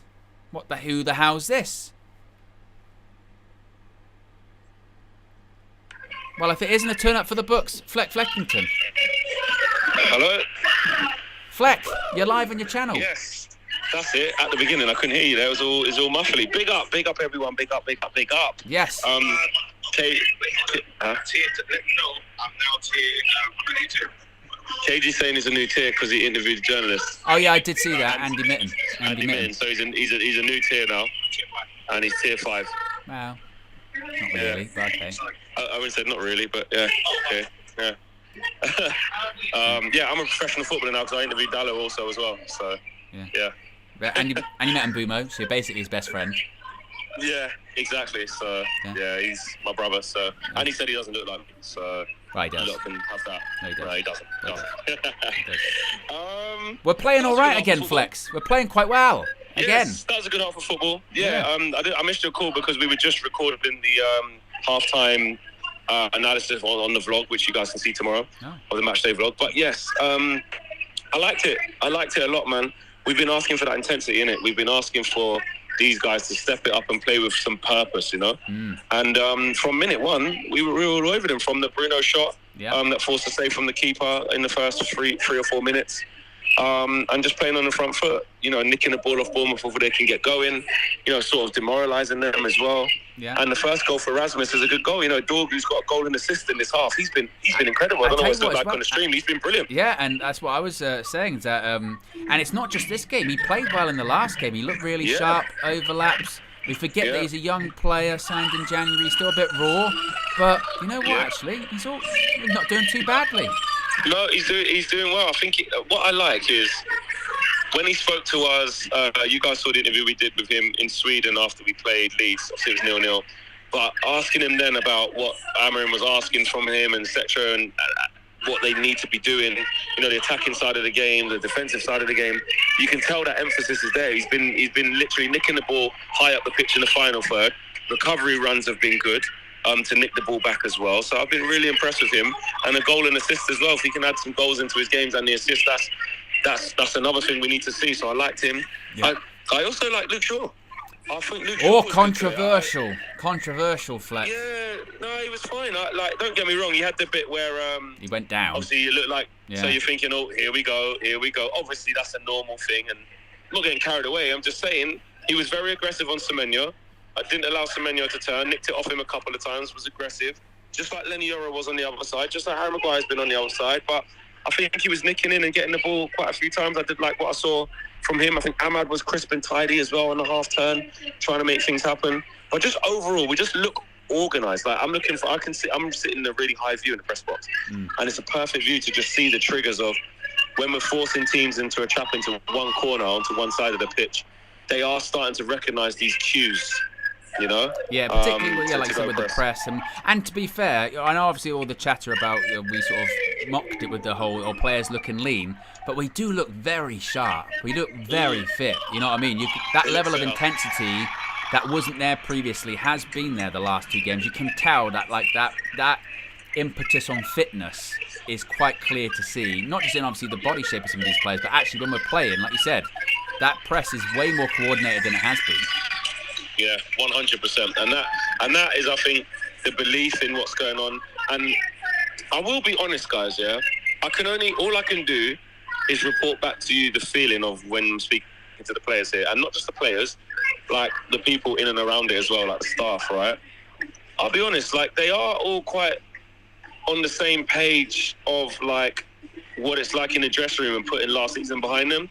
Ultimately, listen, we're not stupid, we're not naive. They can say what they want in front of cameras. We finished 15th, man. Like, you know, you're not going to get too emotionally invested by thinking everything's fixed because of a couple of decent performances against West Ham and Bournemouth, right? You're not. Yeah. But at the same time, I am seeing a consistent message. You know, Luke Shaw was strong in the interview that we were part of the other day. There's loads of quotes from that when he was sort of talking about the dressing room atmosphere. When I sat down with Dallo, that's coming out tomorrow, but I can tell you guys, he was talking about it as well, and off camera he was talking to me about it as well. Yeah, well, we showed some clips this morning. Say that again? We showed some clips on the morning show this morning. Oh, did you put some of the clips up? I didn't see that. I was fast asleep. During the show, and we plugged, and it's on the clips that we showed on the morning show, exclusive on TalkSport. You'll be able to see and listen to that and watch that exclusively on that platform. But we did have a couple of clips. Absolutely. Yeah, that's going up, I believe, tomorrow. On TalkSport in its entirety. So it's good that you got some exclusive clips there, guys. Big up to you. But yeah, he was. I don't know what clip was he put up, but he was really complimentary of like the mentality side of things, you know, because that's what we want to check into. So, look, it's positive. We have to remember that we are playing, you know, we're not playing Real Madrid and Liverpool and Dortmund and all these teams like we were. We've taken it a notch down. Yeah. But no, I'm. Who's that? Oh, that's the lip warming up. So he's probably going to be the only change at half time, to be fair. Yeah. And we'll see who that's for. Maybe it might be for Luke Shaw, just to shore it up and then shore it up. Excuse the pun. Nice. And then put Yoro on at left centre back. So I don't think Harry Maguire will come off, but you know, if he does, then fine. I'd like Luke Shaw to carry on and just keep getting those minutes in the tank, because I think Luke Shaw's going to be the starting left centre back as we go into the season. He definitely will be if he's fit. This is what's interesting with that team that started. This team that started in this game is only 2 players difference from the team that started the Europa League final. And those players difference are Heaton in goal for Onana and Dalot for Mazraoui. And the level of difference, I know it's a pre-season game, but actually just intensity. That team versus the team in that Europa League final, just level of intensity, fitness is actually miles different. It is. And look, that's just a mentality thing of, like, you know, now they've got themselves going and now they're putting that in. You know, that should have been there as basic. So they're the non-negotiables of football, isn't it? That's what should be happening as an absolute basic. And they completely let themselves down, and they clearly got to a point last season where they just threw in the towel. Let's face it. Let's not beat around the bush. They did. But I don't know. I'm very reluctant to sort of get excited and be like, you know, I did see. I was by the changing rooms before the game. I did see Matheus Cunha as well. He's, you know, it's fine. It's just like making sure he's managing the minutes and stuff. And same with Brian. I don't know if Josh had the audio on. I'm not sure. But I asked him if he's playing. Oh, he did. Right. Okay. There you go. Yeah. So yeah, he says he's, you know, hopeful that he can play in Atlanta. So yeah, I mean, look, those two guys are going to be massive to what we're going to try and do. So I just but the rest, you can't go and get 23, 24 new players, can you? So there has to be a level of improvement from a lot of the players we have, because we're only going to be able to bring in 4 players, you know what I mean? 5 max. Yeah. So the rest of the 20, you know, you better get to work and show some form of levels, you know? Yeah, exactly. And obviously conditions aren't great, a lot of rain. Does that mean... Oh, it's awful, yeah. Sarah was so windy out here. Does that mean obviously with the rain that you'd be wearing socks? Because obviously you have to wear socks, you know, if it was in the sea or in... Yeah, well, you know, like I say, in normal life, like I say, I wear socks all the time when I've got an outfit on. I'm talking about, you know, by the pool and, you know, back in the day. So socks have always been on, you know, my whole life. When I've got an outfit on and I'm out the house, you know, that's the norm, you know.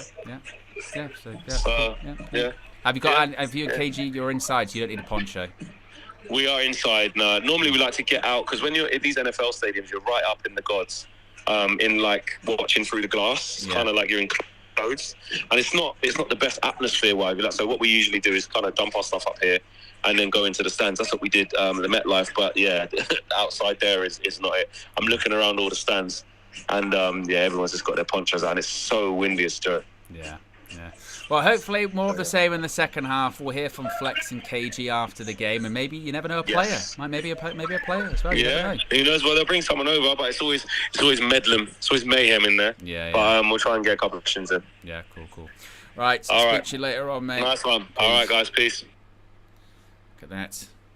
Nice halftime chat. SummerSlam being promoted on the screen right there as well. Of course, the first ever 2-night SummerSlam. I'll be live for both nights, Saturday and Sunday, and including when the United View game's on. Yes, Manchester United is going to be playing kickoffs at 10 p.m. UK time, and SummerSlam starts at 11 p.m. UK time. So there is going to be overlap, and I'm going to be doing both at the same time. I've tested it and everything. I was worried for a second that I wasn't going to be able to, because I couldn't figure out how to do it without, like, basically my internet just giving up on me, but I fixed it. So yes, the simulcast will be real. On one channel, I will be in the Asylum, and on the other channel, I will be with all the SummerSlam regalia and graphics. It's going to be a lot of fun. We're 3 likes away, by the way, folks, from 1K likes. If you haven't already, click the like button. Be sure to subscribe as well. We are less than 700 subscribers to go into 199,000. And I tell you what, the day, and I'm hoping it would happen on stream, but the day that ticker over there goes to 200, it'll be amazing. That will be amazing. Lux Silver says, how will you keep both audiences engaged, different audiences? I'll just be honest, mate. I'll just be like, I'm doing two at the same time. This is happening, that's happening. And if people say, focus on the wrestling or focus on the football, tough shit. I'm defying science. I'm being in two places at once. It's DJ Buzzy says, long time since I watched United and I actually enjoyed the first half. Big ups to KG and Flex. Now bruv says, we're going to be in Europe again next year, with the winky face. Let's not get too carried away. There's a lot of excitement. There's a lot of excitement in the chat, But Manchucutioner says 200k party. Maybe, but luchadors are specifically banned. Don't ask me why. Manchucutioner. So I don't, whether or not that excludes you, I'm not really sure. Players are coming back out for the second half. As I make sure that my timer's ready.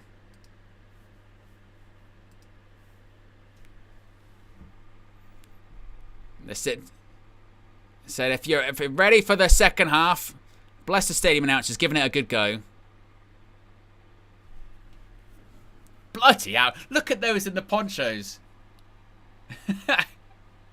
They've got the song, hey, hey, baby, and literally just people sat in these ponchos going like,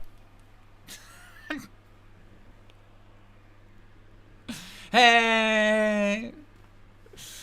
Manchucutioner says, taking my services to Alice Talks Football and Muppeteers. I tell you what, bloody good places to be, that, Shout out to Tier 1 James from the Muppeteers, also known as Evil Owen, which is racist. And shout out to Alice as well. Alice, I tell you what, is such a big player in this space. 2 channels, 100k a pop. Alice is proper. She talks football. She lives it, she breathes it, and she creates great content as well. And you know what I love about United View? Is that we've got like these, almost family members across the Man United content space. That's why I think the Red Carpet's such a great show. We've got these, United content creators that are like somewhat regulars on the channel, and we all redirect to each other if we're live and we're just finishing up. Alice redirects to us all the time. We send stuff to her stream. Same with James and Dev. Of course, he's really big in the social media space. He's just really getting his YouTube channel going. It's great. I love that. And you've seen the video when the guys went to John Shin's event and the guys from Stretford Paddock were there. It's great. As Crazy Train plays in Chicago, RIP Aussie.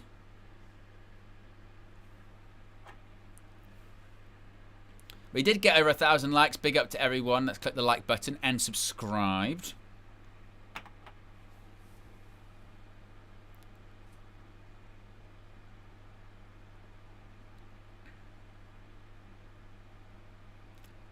As we wait for the second half to kick off. So, Harry Maguire is off. Matthijs de Ligt is on for Manchester United.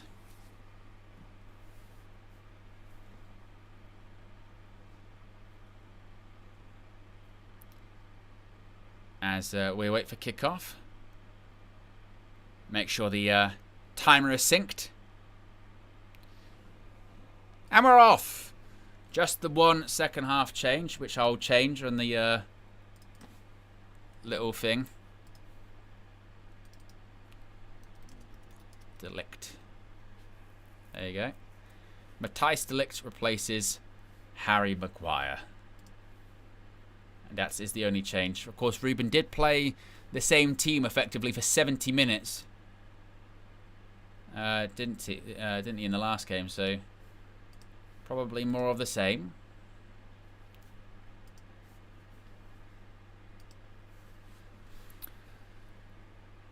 Højlund.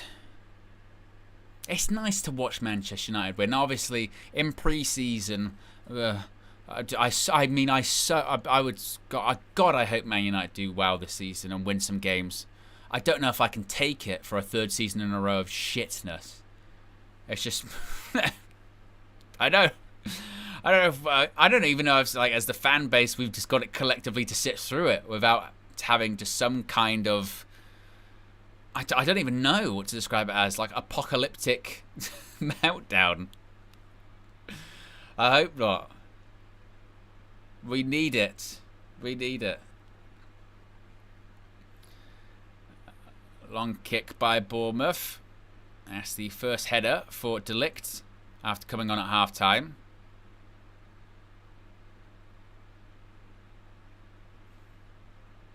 I'm excited for the match views this season as well. Obviously, we had some classics, not in a great way, but we had a couple of classics last year, didn't we? Of course, the Lyon one, KG and myself. We got into introducing Marcel quite regularly into the match views, which we'll try and continue to do this season because that's a lot of fun. Get some other faces on there too.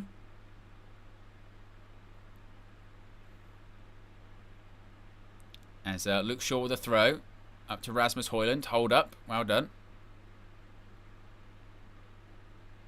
And United get the ball back. Here's Shaw. And Bruno Fernandes going all the way back to Tom Heaton in goal. The Lyon game was wild. KG took his shirt off. I nearly fainted in that game. And one of them, I can't remember if it was that one, I hit my head on the ceiling. So I feel like it was a mixture of concussion and lightheaded adrenaline. It wasn't adrenaline in my soul, it was adrenaline in my head. Oh my god, I'm dead kind of situation. Here's Dalot, Casemiro. Oh, tried the Casemiro special, got it all wrong.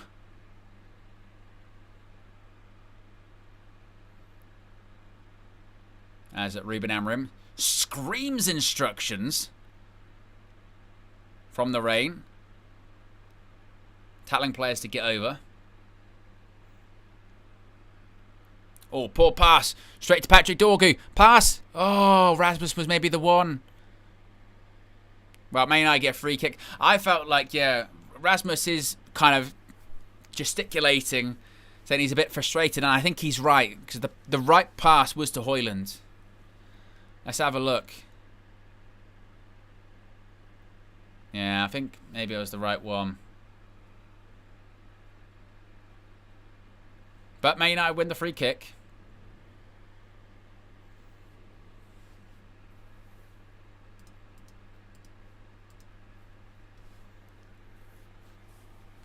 Bruno Fernandes.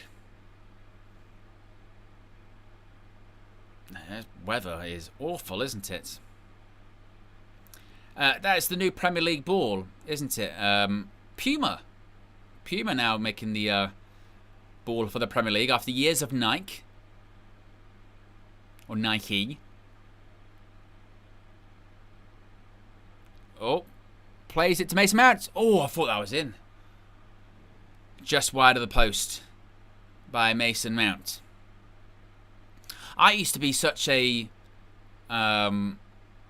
football, in terms of the actual ball, connoisseur. Not so much nowadays. What would you say is probably the best or most well-known football? Is it maybe the Jabulani because it's infamous? The story of the ball made so perfectly spherical that it actually... Oh, good flick by Højlund. Ahmad can give it back to him. Oh, it wasn't a good pass. Oh, and Højlund gets brought down. Well played by Rasmus Højlund. It was a good flick. But yes, the Jabulani, a ball made so perfectly spherical for the World Cup in 2010 that actually they found out that a football can't be too round. If a ball is too round, too spherical, it moves all over the place. Even the replicas are mad. And as a goalkeeper, they were a nightmare. Absolute nightmare. Get a bit of curl on it, all over the place. Crunksing says World Cup 2002 ball. That was the like, was it gold? Was it gold or like silver? I know the one you're on about though. That's quite iconic, isn't it? I think to the Germany one, and it was like these sort of black, sort of oblong-y shapes. Bruno Fernandes standing over this free kick. I think this is a good position. Will he have a go? Ahmad headed over the bar. I liked the Premier League one that was the Nike in the circle, because I always remember the winter version of the ball was yellow and it was like a purple swoosh in a circle. The weather is appalling. I mean, it's getting worse. The weather is getting worse. Oh my God. We're into monsoon territory. And I'm not talking about the legendary WWE Hall of Famer Gorilla Monsoon. The crowd is going bananas. It is absolutely leathering it down. It is windy. The fans are actually getting just out of the stands and I think trying to get into the concourse just to get away from it. It is Mason Mount.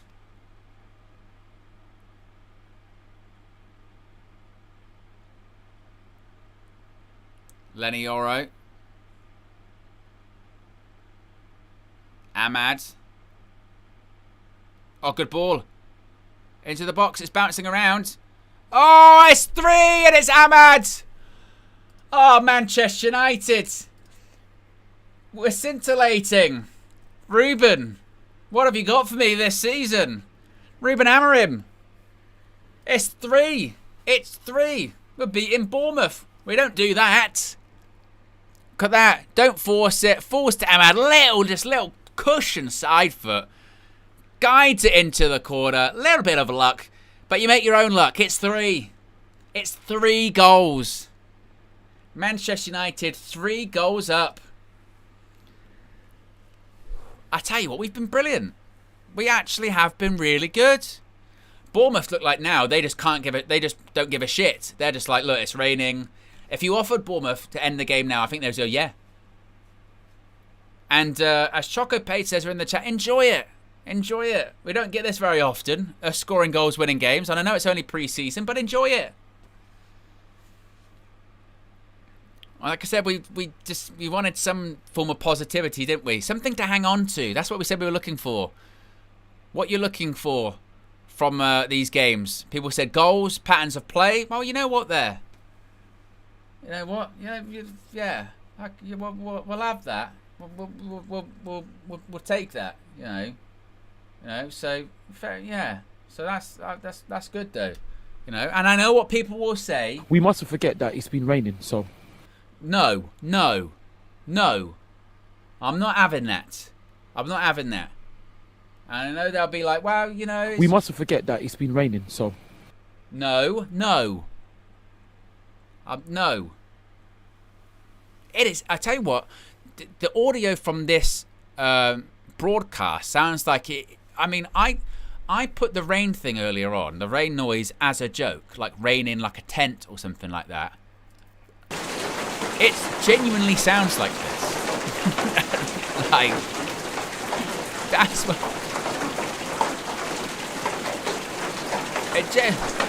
That's what this game sounds like.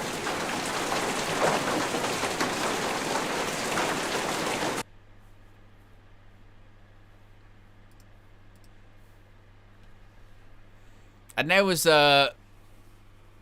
Luke Shaw saying in that interview that he likes going to America for the weather. Zanese, Evan Ilson. Oh, so bouncing around just all over the place.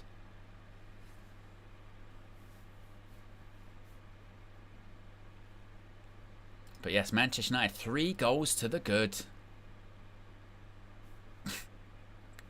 Ah, bless. James from the Muppeteers, he's in the crowd.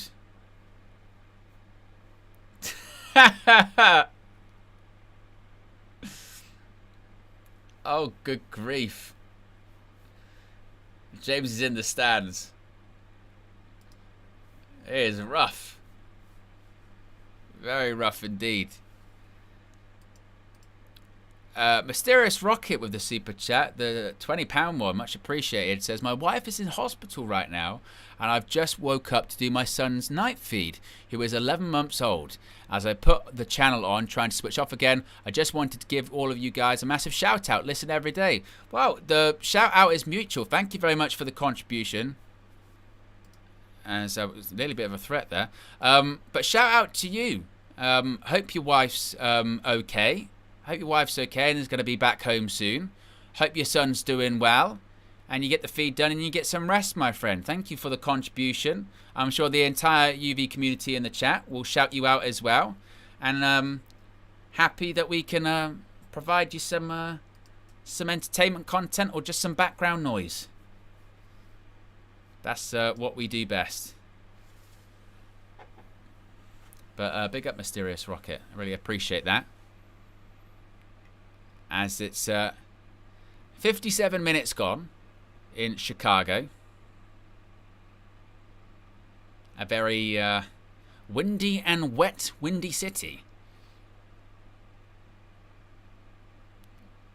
Dorgu trying to do a bit of a juggling with his feet there. Oh, Luke Shaw, well done. Manages to keep the ball in despite the wet conditions.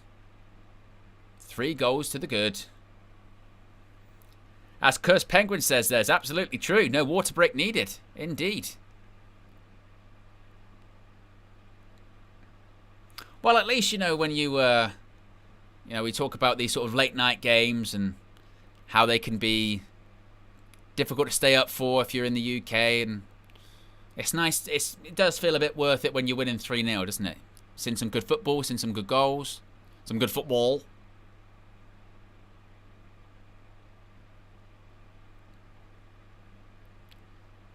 Euro gives it to Ahmad. Passes it out wide. And you can see these United players now playing very relaxed. As they should. They're 3-0 up. And they've been the better team. That's got to be a foul. Patrick Dorgu. He has been, hasn't he? He's been energetic, intense. And he is an athlete. You can see him. Got good engine.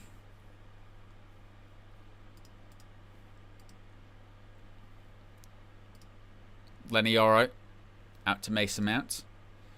Of course, I suppose the expectation is that this 11 is going to be playing 70 minutes. And remember, this is without Cunha, without Mbumo. Ahmad. Oh.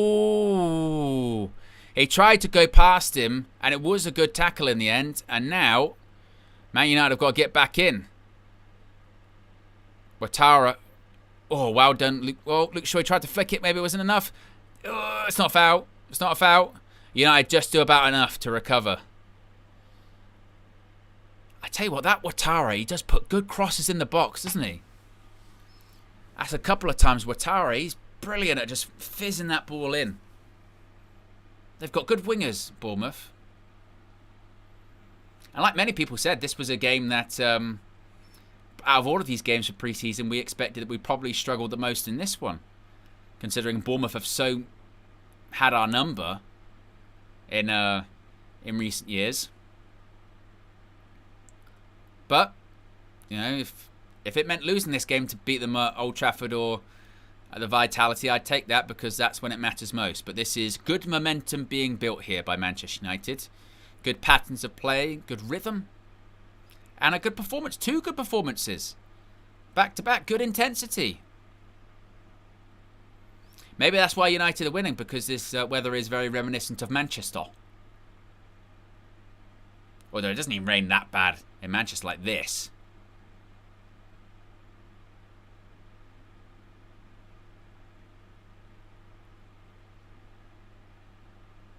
Casemiro passes out to Mason Mount.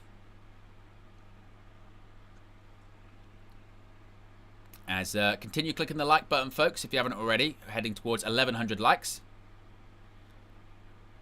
Oh, it's a heavy pass. Rasmus Højlund. I mean, there is no need to misplace that to overhit that pass. Good grief. Look at this. Just put it forward. Oh. Just give it to Bruno. Yeah.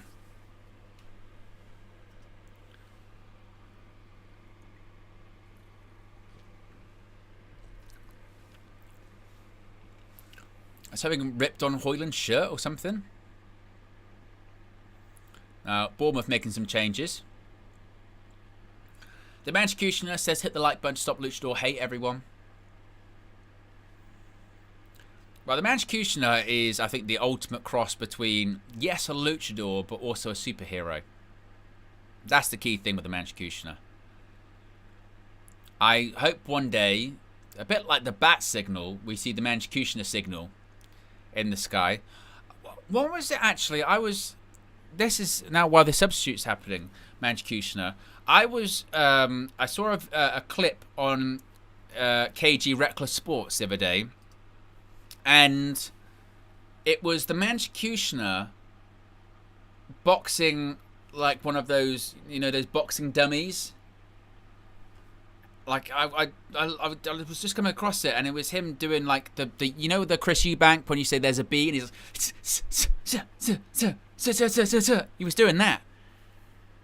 I was thinking, this guy, I mean, he's had ladders, broken beds, now he's punching, he's doing boxing. It's just he's quite the character. Manchukutioner signal. The only thing I think missing is that I think he needs to, when he appears on either United View on the Fulltime View or on KG Reckless Sports, I feel like the Manchukutioner needs a cape. I feel that's the next bit. Dalot. Ahmad. Oh, played it a bit behind Bruno. It wasn't the best pass. Well done, Matthijs de Ligt.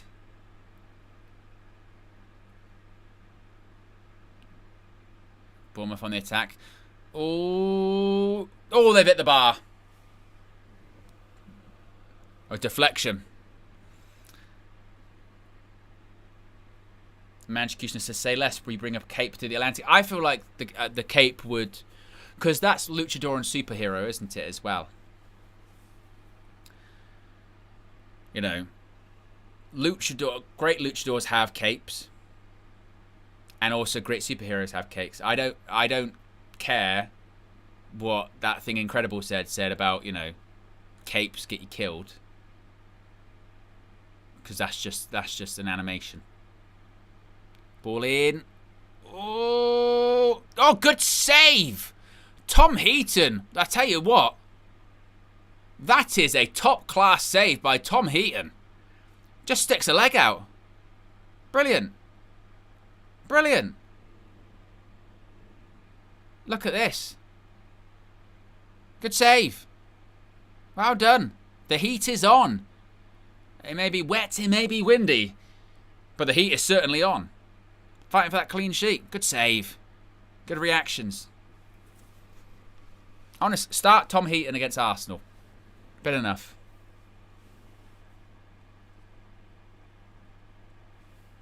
Oh, 3-0.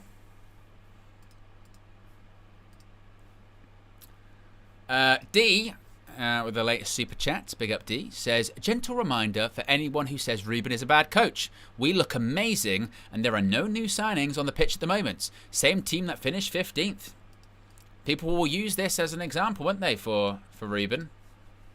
Where's Show when you need him, eh? Maybe that's the difference. I haven't seen Show in the chat. When he's not here, being sarcastic, putting like one of our best performances. Thing is, he'll wake up and not believe it. He'll be like, I'm sure it was great. I'm sure Ruben did a fantastic job.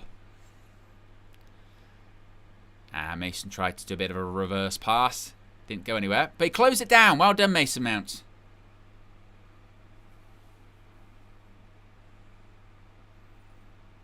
"25 minutes left. I tell you what, there are more goals in this game for United as well. Bournemouth have made changes, but they've not got any better. And United still got, big players to come on. I'd love for Cheeto to get a goal if he gets on the pitch. United will make changes probably imminently or within the next 5 minutes.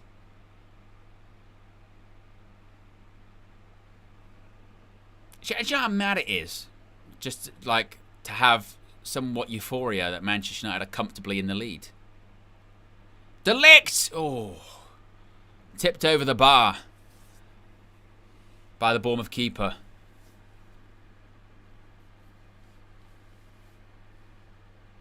There you go, it was a ball in. And I tell you what, De Ligt, he runs onto it.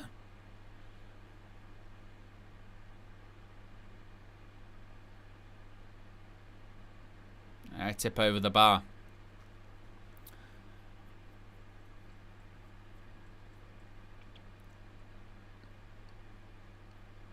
Here's another corner. Going to get another ball in. Out to Ahmad on the edge. I saw a story linking us to Nick Pope. Because, obviously with Newcastle possibly signing... Oh, it's a good pass by Bruno. Oh, Euro back heel. Casemiro, oh, outside of the boot. And that's going to be a foul. Linking us to Nick Pope. And because Pope's got, I think, a year left on his contract at Newcastle. So they were sort of saying we could get him. And you know, and honest, and I saw quite a lot of sort of negative response, like going, "Oh, Nick Pope. Nick Pope's better than Andre Onana. You're taking the piss." Ironically enough, with Nick Pope, his biggest problem is distribution. Is not amazing, but as a shot stopper, he's a good shot stopper. Nick Pope's a good keeper. I'd take Nick Pope over Onana or anyone we got any day of the week. I'd take most goalkeepers. So, yeah. Robert says, hasn't Pope had injury problems recently? Yes, that's the only problem. He had a shoulder injury, I think, broken arm. And then after it, he just struggled to get back in the team because Dubravka did quite well at Newcastle. Ooh. In behind. Good block by Bruno Fernandes. He's furious. He wants a goal kick.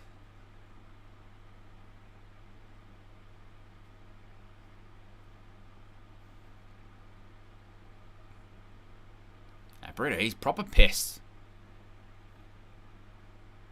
Tavernier's going to take the corner for Bournemouth.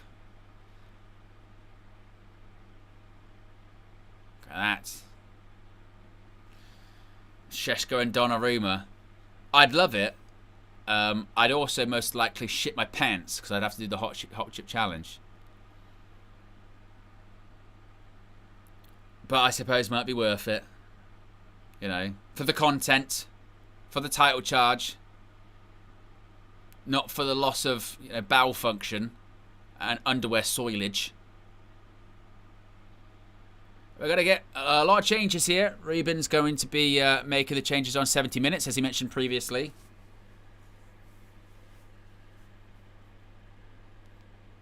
Tom Heaton getting the armband. I will do my best to change these as it happens.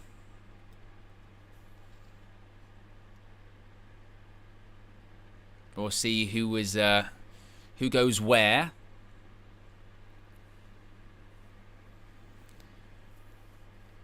Diego Leon is coming on, so he'll be a left back. So it's 9 changes. Ugarte is on. Ugarte in midfield.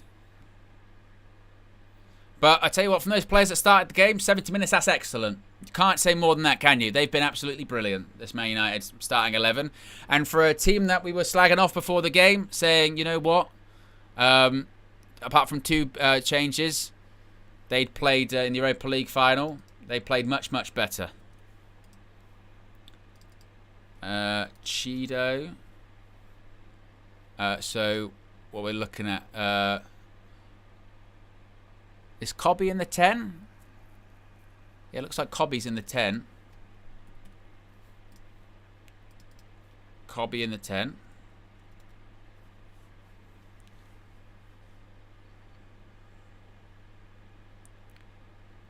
As we just want to get a better picture, I'll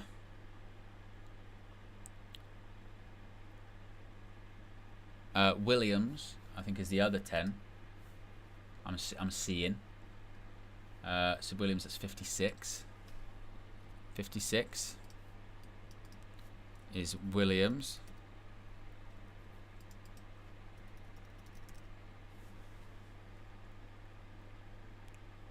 So Collier is next to Ugarte. So Collier is 3. Collier.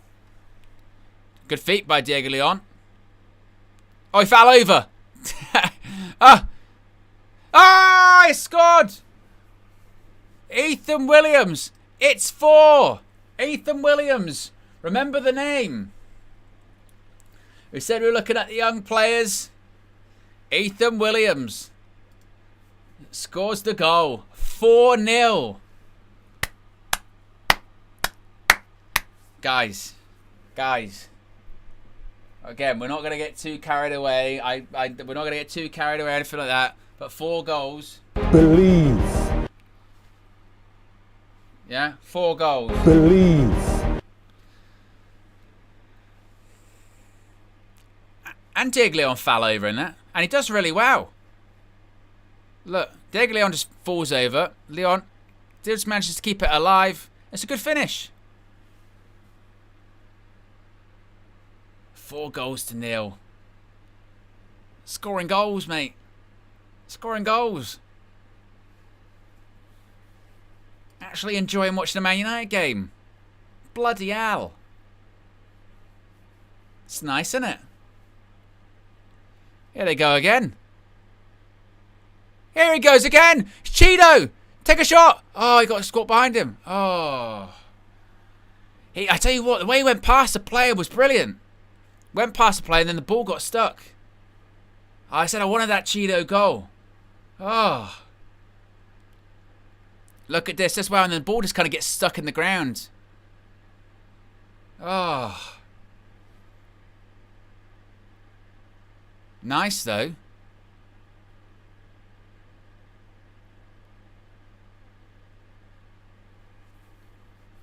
Is that Aiden Heaven on the pitch? Let's come on. 26. It's Heaven, yeah.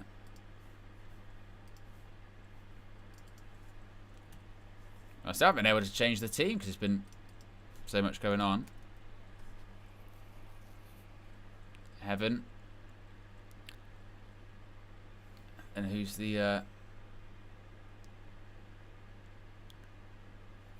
how many likes we got at the moment, folks? We are currently at just over 1,100 likes. If you haven't already, click the like button.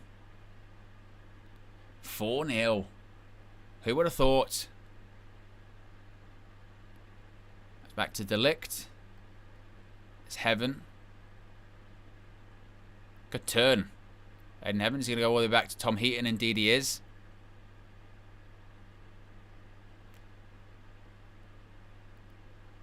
Out wide to it's Fredrickson. So he's at the right centre back. Fredrickson. And then the last person is, I think it was... Who's at right wing back? Williams. Is it Mantato? Is at right wing back, I think. Maybe.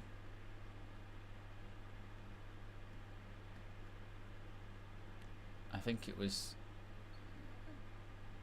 Or was it Mantato that was at right wing back? Maybe. But Bournemouth are making some subs. Yeah, I thought it was. Mantato. Right, we can get that up on the screen for you guys.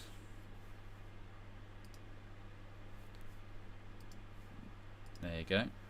Excellent. There's a super chat. I did see this. Where are we at? D Swiss says, Tom in goal for the season. Oh, never know. We might get Donnarumma, but yeah, no problem with me. Z6 says, where is Kone? I'm surprised to see him not get any more minutes. That is a bit of an old one, considering there had been that report that he had impressed and he wasn't going to go out on loan. Maybe they've changed their mind. Sweet, just with the contribution, appreciate that. Sweet. And Z6 has been a member for 7 months, once again saying, where is Sesko Kone? Appreciate 7 months of support, Z. Yeah, that is an odd one.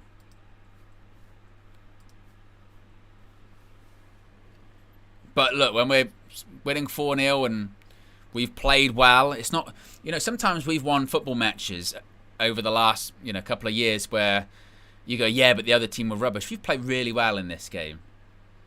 Both sets of players have.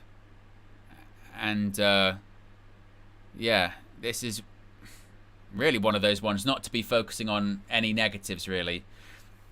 Going into the game, there was a negative. Oh, no Cunha, no Brian Mbeumo. But I tell you what, it's actually worked out really well in that regard for Ruben Amorim, hasn't it? Because the improvement in performance, it can't be put down to, well, yes, because we've just signed these new players. It's the same players.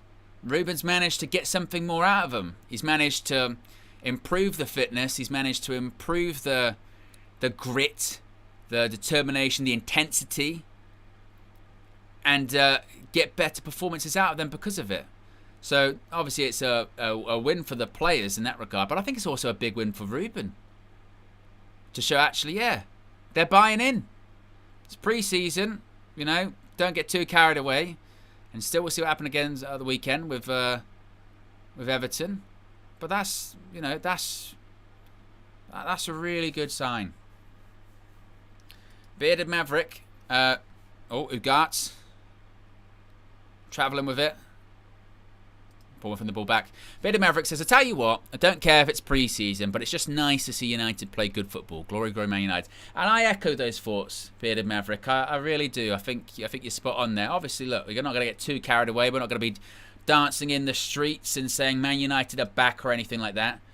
But we've gone through so much shit for the last 2 seasons, haven't we, that it is just nice. Even if it's in a game that doesn't mean anything, in terms of affecting our season, it is nice just to see Man United win, but also win by playing well, not win by grinding out a poor performance or going, but for 25 minutes it was really bad to watch, but this, and it was an own goal, and it was a bad penalty, and it was this and it was that. It's nice to watch, but going, you know what? We scored 4 goals today. All 4 of them were good goals. We've deserved the win. We've been the better team by far. You've seen patterns of play. You've seen good presses. Hopefully we keep a clean sheet. It's been a good save from the goalkeeper, but the keeper's not had to bail us out of the game. It's not been one of those. Cheeto. Cobbs. And we've played well. And this will be one which is where I think people that have been certainly trying to defend Amorim and say give him time, whereas it's probably really one of the first games, that and actually the last game I suppose against West Ham, where you can go, look, I can see the idea, I can see the idea. You want that level of intensity, that level of press, that level of commitment. Big Yo-Yo says, Owen, if we win this trophy, do you get the bout? Well, I put that out there before and Flex removed me from the stream. Now, I think the only way we can do this, folks, is if you put pressure on him. We need to start a movement. Actually, I tell you what, last time, when in the match view stream, I said, go to Flex's video after the match and put in the comments about the socks. This time I've got another task for you. I've got another challenge. This time, in his Flex's view after the game, spam the comments with, if we win the trophy, get Owen the bout. I think that's only fair. I think that's only fair. Because then I'll actually be proud to wear the bout. Because we've got a trophy. It's not the trophy, obviously. But you know, then I'll be like, okay. So I need you guys. I need you guys, the UV community. I think if we get a groundswell of support, then you can spam in the comments on Flex's view after the game. If we win the trophy, get Owen the bout. It's only right. It's only right. I will wear it with pride. And it's a free kick to Manchester United. Less than 9 minutes to go. Manchester United 4-0 up in Chicago. It's been a lovely watch this has this evening, folks, hasn't it? Ball in. Didn't beat the first man. Conditions are very poor. Where is McKennie, Paul? It's on the Kenny page. The conditions are, to say the least, poor, and I mean poor. Absolutely right, Kenny. Absolutely right. But we have done okay. Exactly. Technology.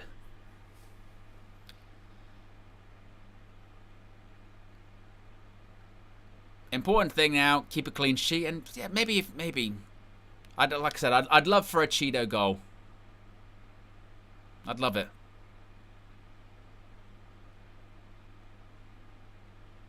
Here's Diego Leon. Is he going to run on side? Does that, you know, when Leon fell over, does that count as an assist for him? Does it? Does it count as an assist? But you know what, yeah? This was my point I was trying to make the other day. And I think this game actually sums it up perfectly. Where I said, I can't really describe it. And maybe it is me getting a bit carried away, but I can't really describe it. But maybe it's because of the Exiled 5 that whilst we haven't sold them, they're just away from the group. It does feel like a different group. It just feels like a different team. And it's not that. Look at this team playing today. It's no new signings playing today. Cunha wasn't in the squad and Bumo's not in the squad. But it does feel like a different group. A different group, a different atmosphere. It's got a kind of different mentality. And I can't really put my finger on why. I don't know if it's because, again, those players have just been excluded, fresh start. You know, they've cut some negativity out. I don't know if it's because we've just, like Luke Shaw said in his interview, drawn a line under last season and we're not looking back. I can't really explain it, but it does. Even the old feels fresh. And I can't really describe why.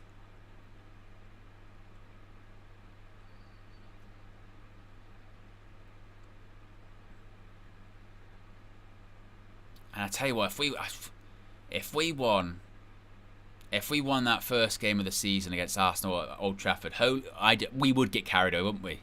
Oh my God. And I tell you what, that's why this preseason is important too, because if we're going into that first game of the season at Old Trafford on the back of a successful preseason, I tell you what, Old Trafford will be rocking. They will. They'll be like, you know what? Yeah, Arsenal might be the favourites and they got good players, but we've had a good pre-season. And we got Cunha, we got Mbumo, hopefully get a striker. You'll be like, yeah. We'll be relying on momentum.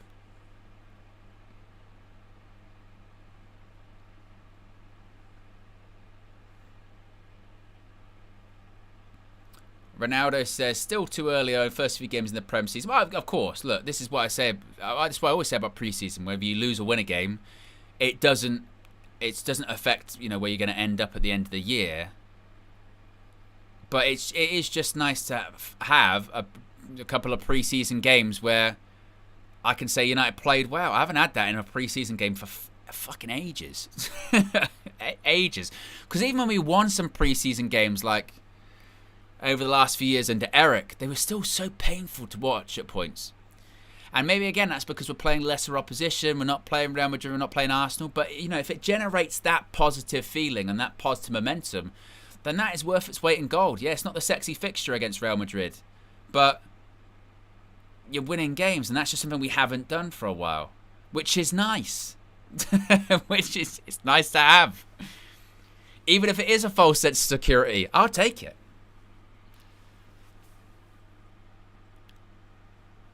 About 4 minutes to go.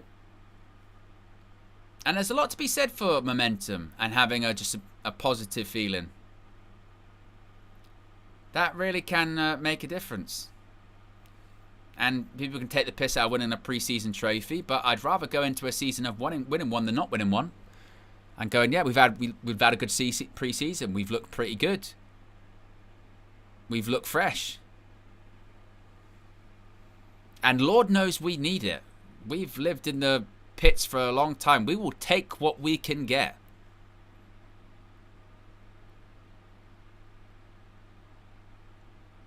Nah, just don't concede a late goal. Ball across goal. Nobody there.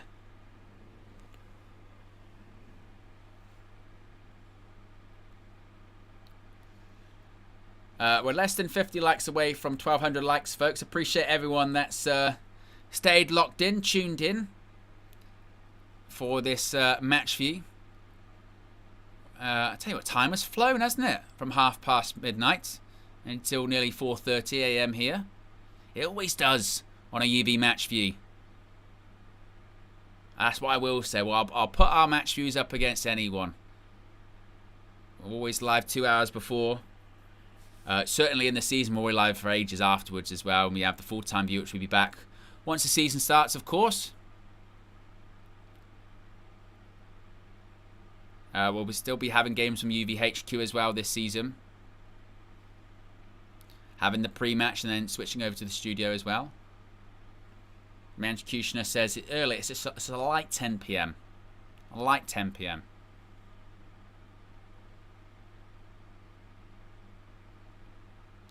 Oh, Bournemouth in behind. Oh, that's a shame. That's a shame. That is a shame. 4-1. That is a shame. I would have hoped to keep a clean sheet. I feel bad for Tom Heaton. I feel bad for Tom Heaton. I feel bad for Tom Heaton. That doesn't take away from the victory or anything like that, but let's have a look. Yeah, it's own goal. It's own goal. Delict. Cross goal, slides. Yeah. Yeah. Just see it. Goes through the legs of Collier. Actually, yeah, skips up. Yeah. Unfortunate. Ah! See, now we're finished again. We're never going to win anything. Ah, Ruben out. Conceding a goal. How dare we? Ronaldo says, did you watch Superman movie? I did. I really liked it. Wasn't perfect, but I did like it. I probably preferred it over Fantastic Four, if I'm honest. But I did like Fantastic Four too. Cobby, travels. You couldn't. You couldn't. Go on, Cobbs. Oh. Deflected up in the air. For a second there, I thought it just... Oh, Cheeto nearly flicked it on.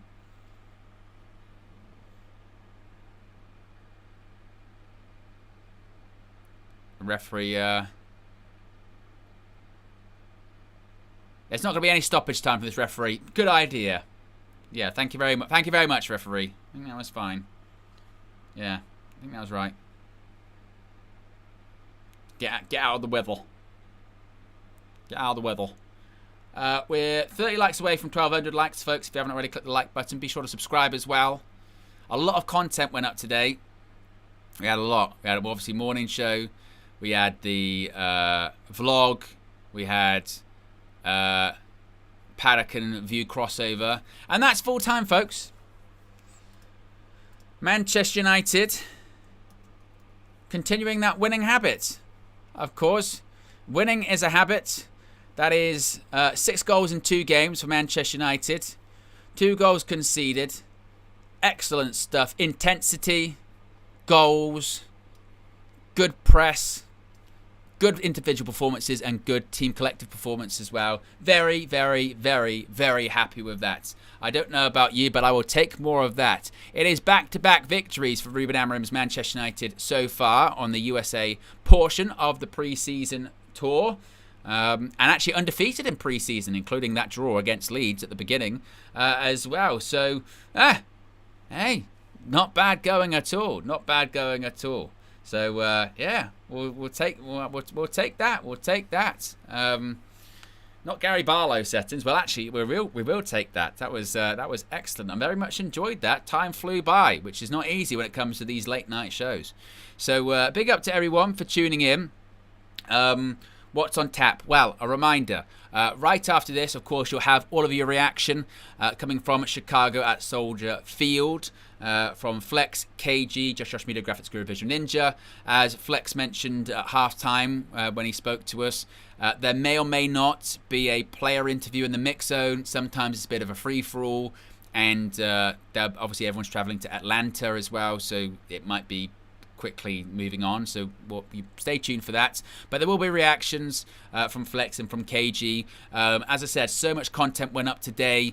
We had the New York mega vlog. We had Parak and UV clash at John Shin's event. Good vibe, John. Then we also had the red, white, and blue carpet with Flex, KG, James from the Uppeteers, and Good Vibes, John. Obviously, we've got this match view. We'll have reactions after the game. Tomorrow, I think in the morning, we're going to have a Flex and KG show. I will not be live tomorrow morning because I'll be asleep. So that'll be going up tomorrow morning. And I think there is going to be a Chicago vlog coming out tomorrow. Of course, if there's any breaking transfer news later on in the day, I'll either be live or we'll get a Flex's view up as well. And then we go into Friday and the weekend, of course. Weekend, the next game is going to be on Sunday night, 10 p.m. kickoff. So I'll be live at 8 p.m.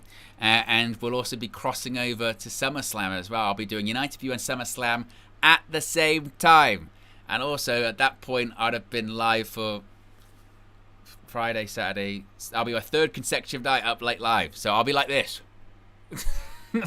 I'll be like that by that point. But yes, big up to everyone for tuning in. 4 likes away from 1,200 likes. I appreciate you from all over the world. Staying up late with me is much appreciated. It wouldn't be possible without you guys keeping me company throughout this match view in the Asylum. And we'll be back again for another match view on Sunday. More content coming soon. Have a good one. Peace.